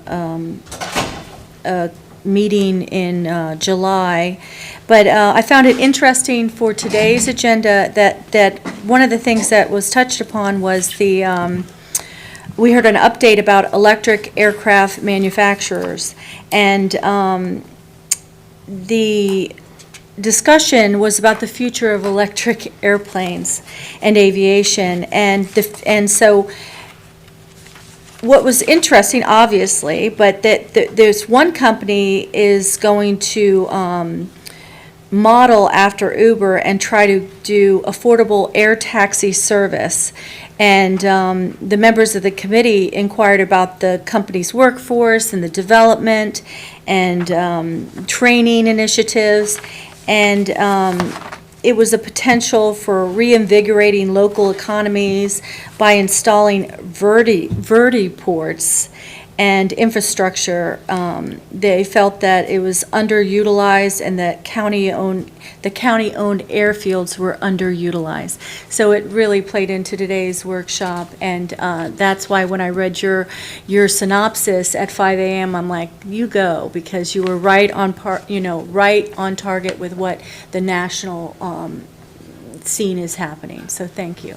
Chair, may I add something to that? Sure, yeah. The one thing that didn't make the cut on Andy Chan's list from Wright Rudder, because it was a minor thing, apparently he applied for a designation for vertical takeoffs and landings it's not a helicopter, it's the other, if I'm getting this right, at Inverness. So it's kind of interesting that way. All right, I guess I'm next. Yes, sir. Okay, so everybody wake up, because I'm going to talk about some confusing stuff, and I don't want anybody to lose me on this, because I think it's very important, and I think quite exciting. So I'll kind of explain, I'll try to give you the very short version of this. At the TBRPC meeting yesterday, our general counsel brought up the issue about our gubernatorial appointees at the TBRPC. So just to give everyone a little background on this, as of right now, the Tampa Bay Regional Planning Council is one of 10 planning councils in the state of Florida. It's the oldest, I believe, one of the largest. But that planning council is made up of 27 local governments, and that's 6 counties, and the counties are Citrus, Hernando, Manatee, Pasco, Pinellas, Hillsborough. Did I get them all? Was that the 6? Okay, so, and 26 municipalities. So that's where you get, 6 counties, 21 municipalities, which include Tampa, St. Petersburg, Clearwater, the bigger cities. So in case you're interested, the 4th largest city in our region is Largo. So anyway, here's the issue. So the way the councils are set up to 1/3 of the voting members can be gubernatorial appointees, which means with our 27 elected officials, we can have up to 13 gubernatorial appointees. We currently have some from a few counties, but as their terms have expired for different reasons, which I won't get into, the governor has not been reappointing, these folks. So some of the counties have had some excellent appointees, but to get another appointee, the rule is for any county to have 2, everybody must have 1. Okay? So Citrus County, Hernando County, and Manatee County do not have a gubernatorial appointee to the TBRPC. The way that works, anybody can go to the governor's office and ask to be appointed. They can go in and fill out an application. These appointments must be appointed by the governor, and they must be confirmed by the Senate. Okay? My understanding is if the Senate doesn't get quite around to it, they can serve on a temporary basis, if I'm correct, until the actual approval. So with that said, I did some checking in the background because this is a high-level position. It takes somebody that I feel is going to be able to get confirmed by the Senate and approved by the governor. So I reached out to J.J. Grow last night and asked him if he would be interested in applying for this position. And even though we don't have to, I think it could be a real slam dunk if you would allow me to put this on the next agenda, that we would send a letter or a resolution or whatever is feasible with our unanimous support and request for the governor to appoint J.J. Grow to the Tampa Bay Regional Planning Council. That would give Citrus 2 votes. Down there. Not that we need, it's a great group. We've never had a split vote or whatever. But, so the chair said, well, Citrus, Hernando, and Manatee, what are you going to do? And I said, well, I'll go back and see if I can find this one. Or I did make the offer that the person that wants to be reappointed, he could move to Citrus and reapply, but he didn't want to do that. So if it's okay with the board, I would love to, and Mr. Grow has agreed to do this, And again, he can do it with or without our letter of support, but I think it would carry a whole lot of weight. And I would really like to, I think if he applied with his background, with our support, and if we get our state legislators behind us, I think the governor would appoint him rapidly. Right. And that way we could get him down there and get him up to speed quickly, because then next year, when whoever from up here ends up taking my place down there, we'll have 2 up-to-speed folks down there. So what do you think about that, board? Chair, Yes, ma'am. I think that's a very good work on your part. Excellent idea. I did get a little confused in the math. I thought you said 1/3, up to 1/3? Up to 1/3, but the Isn't determinant. that 9? Well, according to him, the statute says he's allowed up to 13, which I think is based on what could potentially be members. I'll give you an example.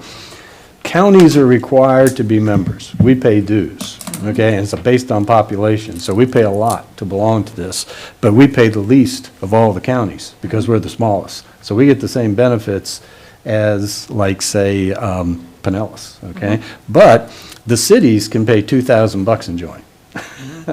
So I've reached out in the past to both Inverness and both Crystal River and said, you guys can have a seat at the table and be voting members, and year after year, they've turned us down. So that's okay, that's their choice, and perhaps their point was, we feel well represented, down there. We know you guys are looking for us as well, and we don't need to spend the $2,000. I understand that, but if they would join, see that on that 27 members would go to 29, and that's how that ratio works out. So when he said up to 13, I think he took into account the number of municipalities in our area that could do it, so. Mr. And- Chairman? Yes, ma'am. I would definitely support this. I do want to ask you, though, if the cities could join for 2,000 and we were able to get the governor to appoint Mr. Grow, would that mean essentially as the smallest county, we would have 4 votes? No.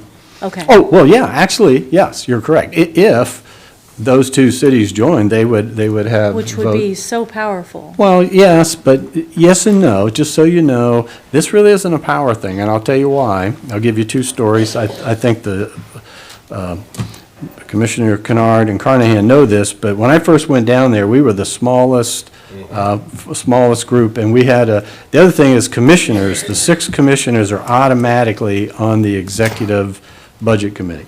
Okay, the other folks from the municipalities, including Tampa and St. Pete, have to be voted over or whatever, okay? So at that executive budget meeting, something came up, and I said, well, my board has taken a position that we don't get involved in that type of thing, and I would hate to, do that. And the chair at the time said, okay, well, we won't do it. And I said, well, go on without us. And he goes, no, Citrus isn't in, we're not in.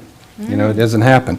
And then, to back that up, 2 years later, they worked me up through the rankings, as you remember, and made me chairman of it. So that was a pretty cool thing, that the smallest county's chairman was the chairman of the TBRPC. So they really respect Citrus County. It's not so much about power, it's just more about being able to share, So if Inverness and Crystal River joined, then there'd be 4 voting members on that board from Citrus County. The same with these other, Pinellas and Hillsborough, but because they have a lot of cities down there. I mean, if you look at the list, 21 local governments, quite a list, so. So anyway, I'd like to do that because I don't want to go through it if the board's not crazy about the idea. I just tell Mr. Grow to go and make his application, but if everybody's good with that, I'll put it on the agenda and we'll try to.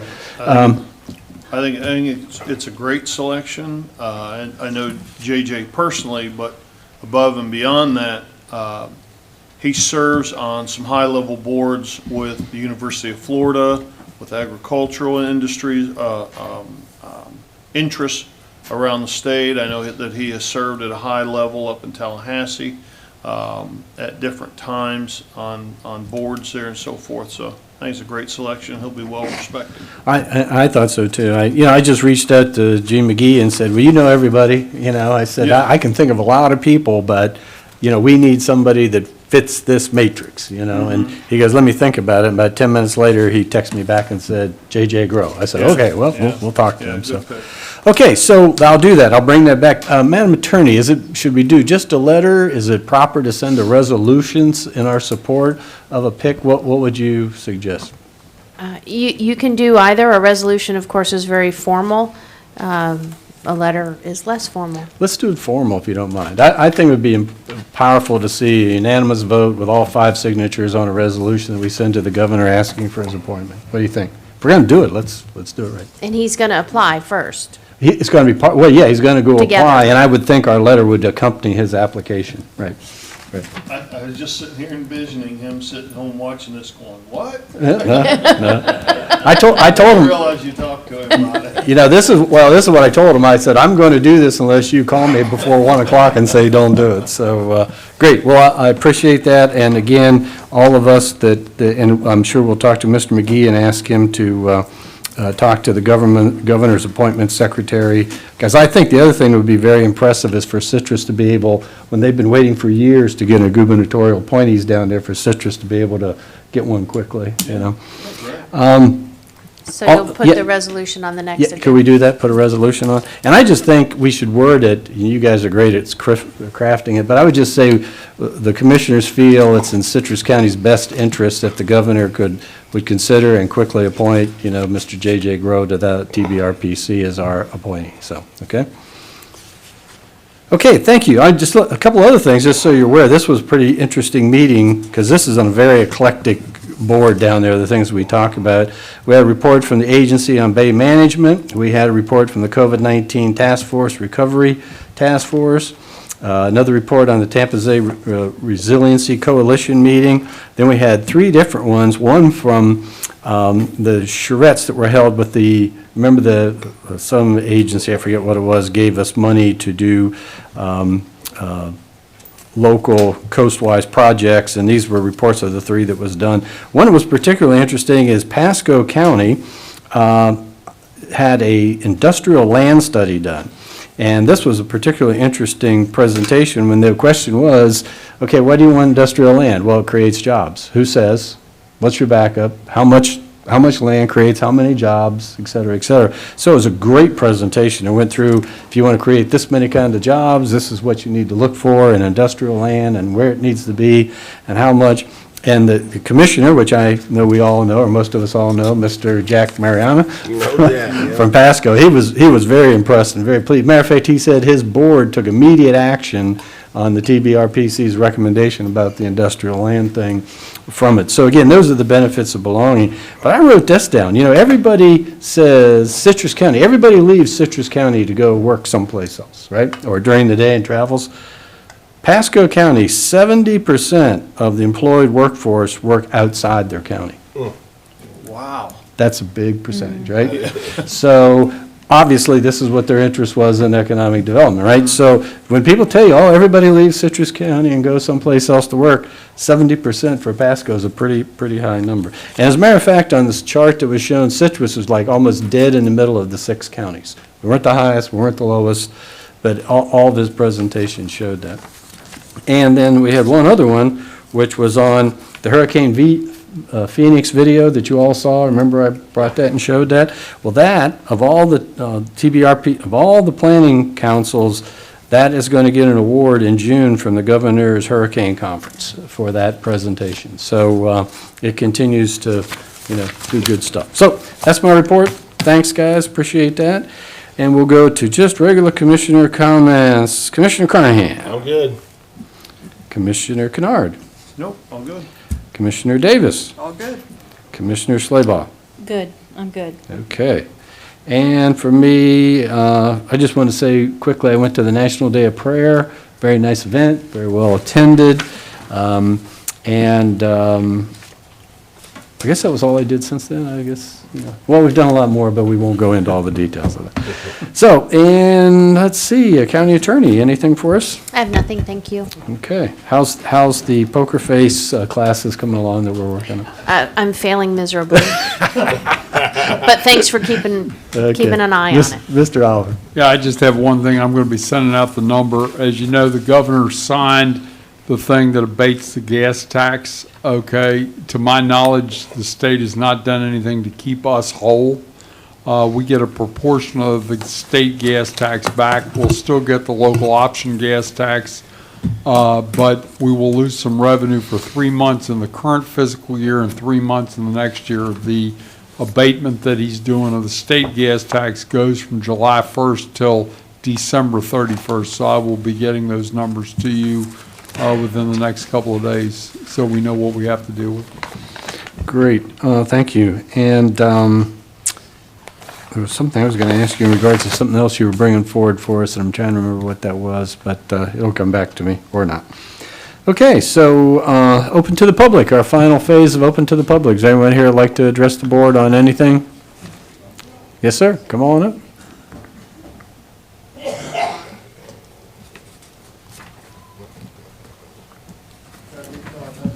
No, sir, not for today. She has you down, but you will have to tell us for the record who you are again, so. Ken Hinkle, Inverness. Couple of things. I'll be glad to talk to Inverness and Crystal River about joining the TRBC.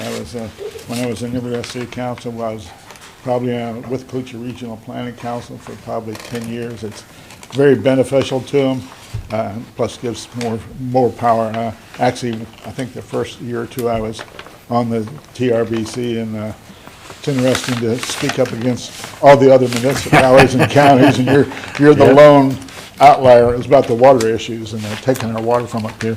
But I'm back up here. One of the things I was sort of confused about is the date that the open house is going to be. I had a flyer that said the open house is going to be June 2nd. Are you talking about the Turnpike? No, the Cambridge Greens. Oh, okay. Septic to sewer. Yeah, we'll get that for you. We'll make sure we need you.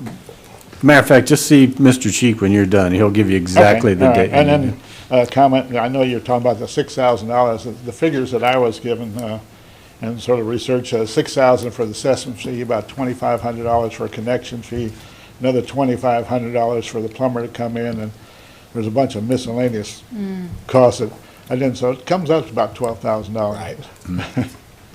So that's all. Thank you, and thank you for what you're doing. Y'all doing a good job, and you got big, heavy shoulders. So Thank you. Take all this on. Do we have the next speaker, please?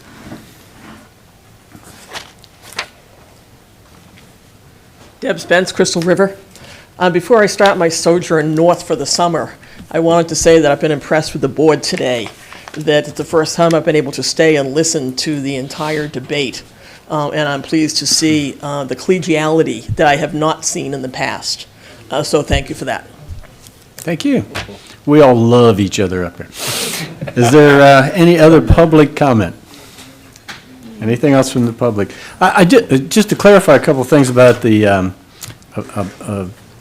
again, about the TBRPC, it gets a little confusing, but I want to remind you, whether you were here at that time or not, when we were advocating for the Suncoast Parkway to continue through Citrus County, I took that to the TBRPC, and remember, that was already through clear up to Hernando, and I got a resolution signed by the entire board down there to support the continuation of the parkway through Citrus County. So that's the kind of thing, as Mr. Hinkle was saying, that, you know, you get a lot of muscle from dealing with the folks in that region down there. And I forget the statistic, I'm sure JJ will be able to tell us quickly, but the percentage of legislative delegation in the Tampa Bay area that represents Florida down there is pretty significant. When you look at the senators, representatives, congressional districts, and so on, it's very, very heavy in the legislative arena. Any comments on what the speakers had to say, anybody? Yes, ma'am. Commissioner Slabaugh. It's just funny, the communication skills, and I always say I'm not the best one, but that's what I meant by that. If it was four of us there, that it was powerful, not in the sense maybe that you took it, but just an impressive show. And you said how supportive they are to us, but that would just show them too. I haven't been to the meetings, but you know, that Citrus County is invested and wants to learn, and look what you're bringing back. And if we could get four, I think that would be impressive. And I would really encourage the cities to $2,000 to look into that. If we can get 2, it would be impressive. If we can get 4, that would be amazing. And for those playing the drinking game, I'd say that would be outrageous. So we could, but let me say this too, and I'll say this because I mean this in a respectful way. They look at Citrus in a unique way, because sometimes the chairman will look at people and say, well, don't tell me you couldn't be here, because Commissioner Kishen travels the farthest, and he's the first person here, and I've never missed a meeting. So it's not to guilt them into it, it's just to say if this is important. And then I've heard that said, well, maybe some counties don't think that TBRPC is as important as Citrus does, and boy, that gets their attention real quick, so they do pay it. So if we had 4 representatives and they were there every meeting, that would be very, very powerful, so I agree, Commissioner Slaybaugh. Anybody else on comments that you heard from the audience? Anything we need to cover? I want to announce we're just going to recess here, and we're going to come back at 5:01, but just so the folks listening at home that don't come back at 5:01, our next regular meeting is May 24th. Then our next one after that is June 14th, and then June 27th. They are all at 1 p.m., and I believe we have workshops commencing either at 8:30 or 9 o'clock on all those same mornings. So if you're following the scorecard at home, that's the way it ranks. And if we have no further business now, we will stand adjourned until 5:01. Thank you. Hold on. Welcome back, everyone. It's 5:01. We'll reconvene our Board of County Commissioners meeting, picking up with item T, the 5:01 public hearing for CPA AA PUD 2201 Clark Stillwell for Crystal Ridge Property Group LLC. Madam Attorney. Yes, with regard to PUD-22-01. Is your microphone on? It is. Okay. I questioned that too. Okay. Am I not loud enough? Now you are. With regard to CPA AAPUD-22-01, do you have any ex parte communications to disclose? No. No. Mr. Chair, at the conclusion of this hearing, you're going to be asked to consider 2 ordinances. The first ordinance is the Atlas Amendment. It's an ordinance of Citrus County, Florida, political subdivision of the state of Florida, amending the Citrus County Land Use Atlas map by redesignating approximately 354 acres from the recreational district, the medium-density residential district with mobile homes allowed, and the low-density residential district with mobile homes allowed to the medium-density residential district and the low-density residential district, both districts with a planned unit development for residential uses, providing for conflicts, providing for modification that may arise from consideration at public hearing, providing for severability, providing for scrivener's errors, and providing for an effective date. In the comp plan amendment and ordinance of Citrus County, Florida, political subdivision of the state of Florida, amending the Citrus County future land use map by redesignating approximately 108 acres from the recreational district to the medium-density residential district, providing for applicability, providing for severability, providing for inclusion, providing for scrivener's errors, providing for modification that may arise from consideration at public hearing, and providing for an effective date. Thank you, Madam Attorney. Commissioners, we need to formally adopt the backup materials into evidence. I need a motion and a second. So a motion by Commissioner Carnahan. Second by Commissioner Slaybaugh, although I heard some noise down at this end down here. Okay, any other discussion on that to formally adopt the backup materials? Okay, all in favor say aye. Aye. Any opposed say nay. In regards to this presentation, this is the adoption a phase of this application. We have approved the transmittal on March 8th, 2022. So I'd ask the applicant, you're familiar with these proceedings, do you want to present, or do you want to answer questions, or how would you like to proceed? I don't need to go over the rules of the meeting, you've probably done it 1,000 times, so I'll leave it up to you.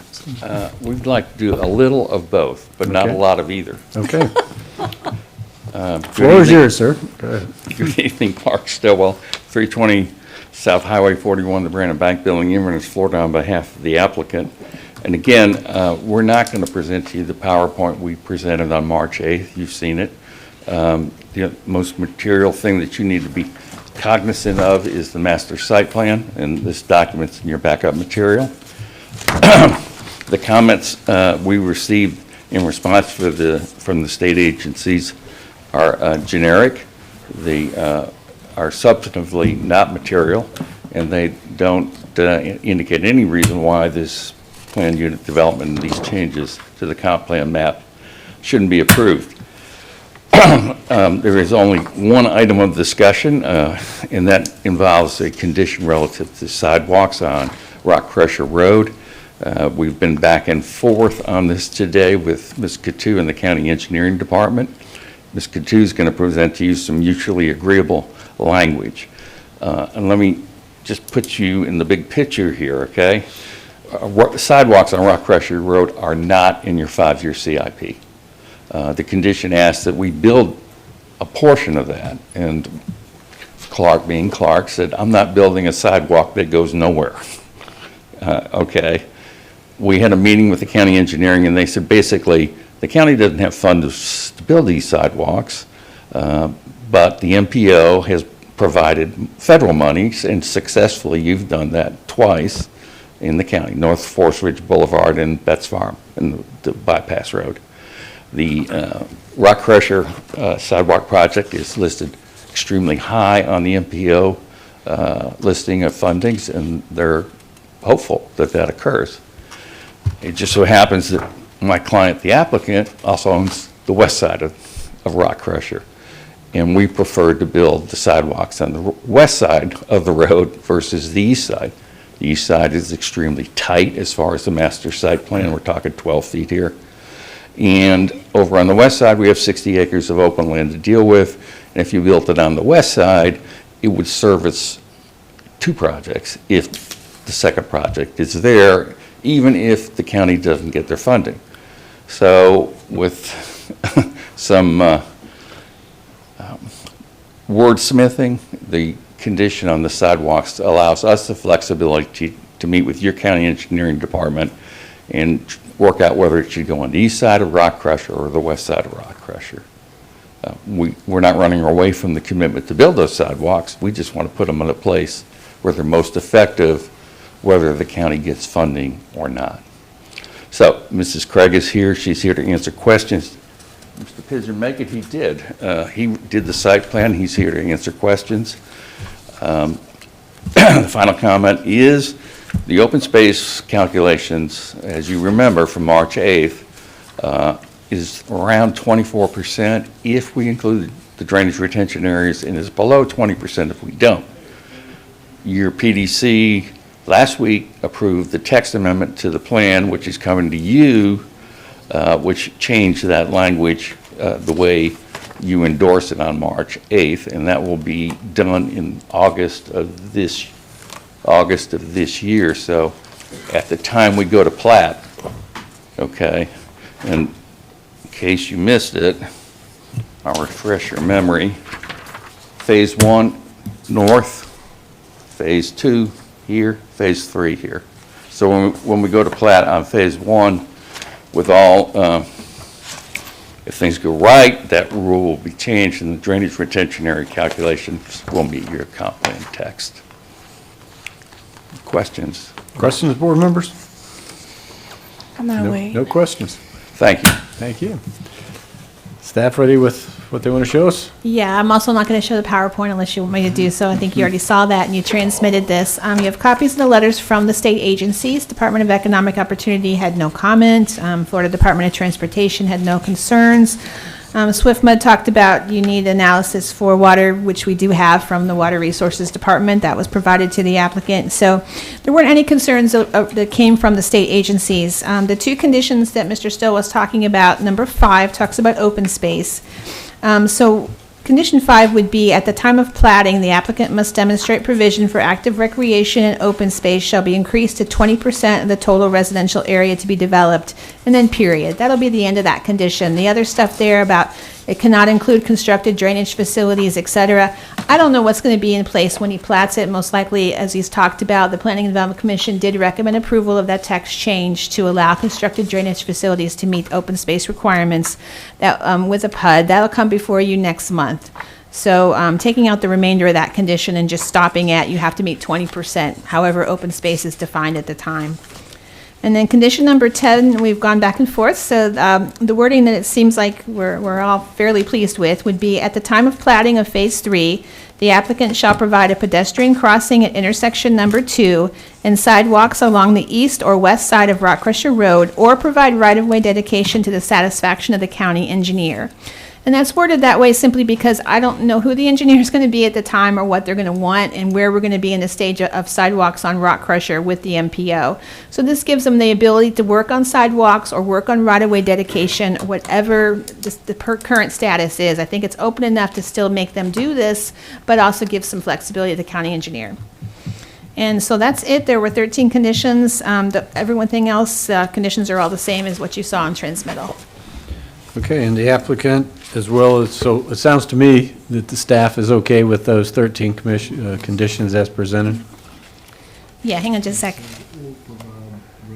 Right.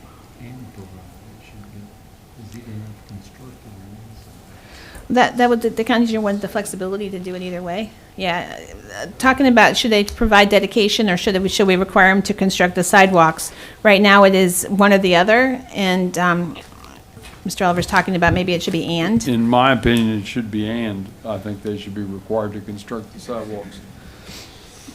On their own, so that's up to y'all. At some future date? Right, Okay. right now, the way it's worded, it gives them flexibility to either dedicate or do it. I don't know if they're gonna have grants at the time or not, and I think that's where the engineering was trying to give the or, but understand. Okay. Have you completed your presentation? Yes, sir, thank you. Any questions of staff? I have a quick question. I mean, just at this point, it doesn't seem to make any difference to us if the sidewalks are on the east side or the west side of Rock Crusher. But is there anything in the wording that requires it to stay on the same side? You know, that we're not going to bounce from the east side to the west side wherever there happens to be enough land on that particular side of the road. Right, I think the key there is to the satisfaction of the county engineer. So they're going to have to be the ones to decide if it should be east side or west side, and I would not think an engineer would do the bounce thing. Okay. Yeah. Any other questions of staff? Mr. Ms. Stiller, Chair, some let me, response, yes. Let me just kind of put you in perspective here, okay? Rock Crusher Road's a major collector under the county's comp plan and land development code. The county's comp plan, or your multi-transportation element, as you call it now, requires 100 foot of right-of-way. The property appraiser's records indicate that there's 100 feet of right-of-way for Rock Crusher Road. The two sidewalk projects that were done on North Forest Ridge Boulevard and the Betts Farm, Crystal River High School, all the sidewalks, all were done within the framework of the existing right-of-way.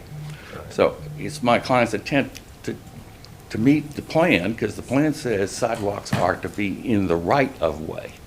Okay, but if you need additional dedication for whatever reason, you got to go around a lift station or a power pole or whatever, that's fine, and we just don't want it to be an absolute mandatory 12-foot dedication. What works out, works out. If it could be built in the right-of-way, existing, it should be, okay? But if additional lands are needed to make it work, it should be. Now, my client doesn't particularly care for your sidewalks at 42 inches. He wants to do a multi-use trail. So we're going to have to put that into the equation.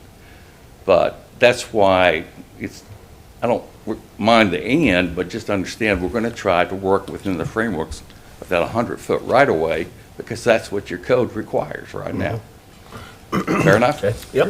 Mr. Stillwell, any other comments to staff's report? Any questions for staff? No, sir. Okay.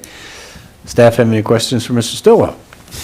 No, it sounded like he was okay with changing or to and in that particular condition. Okay, so we're all clear on what the ors, ands, and the therefores, or whatever is going to be, okay?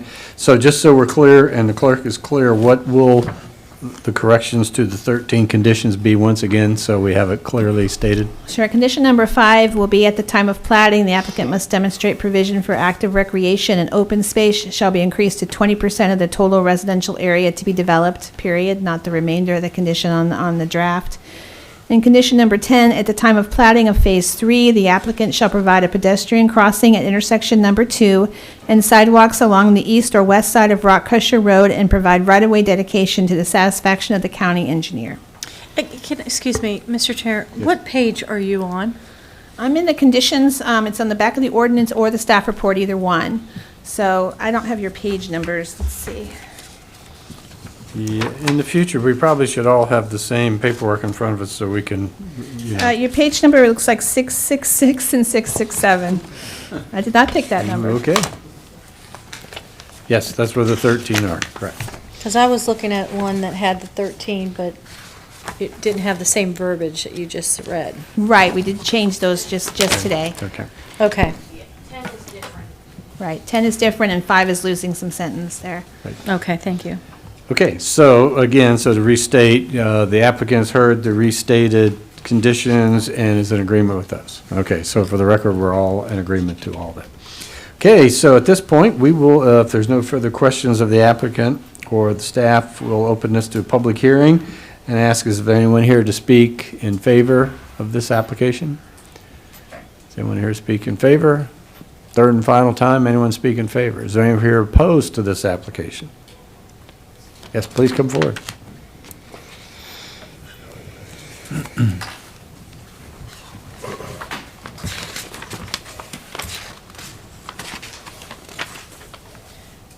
Good afternoon, Commissioners. I just want to get one thing straight regarding the DRAs. They're going to be used as open space / recreation. Is that what I'm hearing? Because that's what I'm prepared to talk about. You know how we do it. You ask your questions, and then we'll get everybody to answer them when you're done with your question. Okay, Commissioner Kitchen. Can we get your name? Yes, would you give us your name for the record? Karen Esty. Mhm. At the PDC, it was talked about regarding changing your comp plan so the applicant can does not have enough space to meet the requirement for open space. So they're changing the comp plan.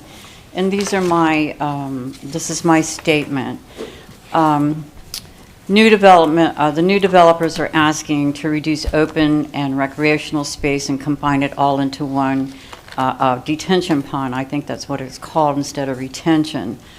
Approving the CDMP not only applies it to this application, but to other coming forward applications.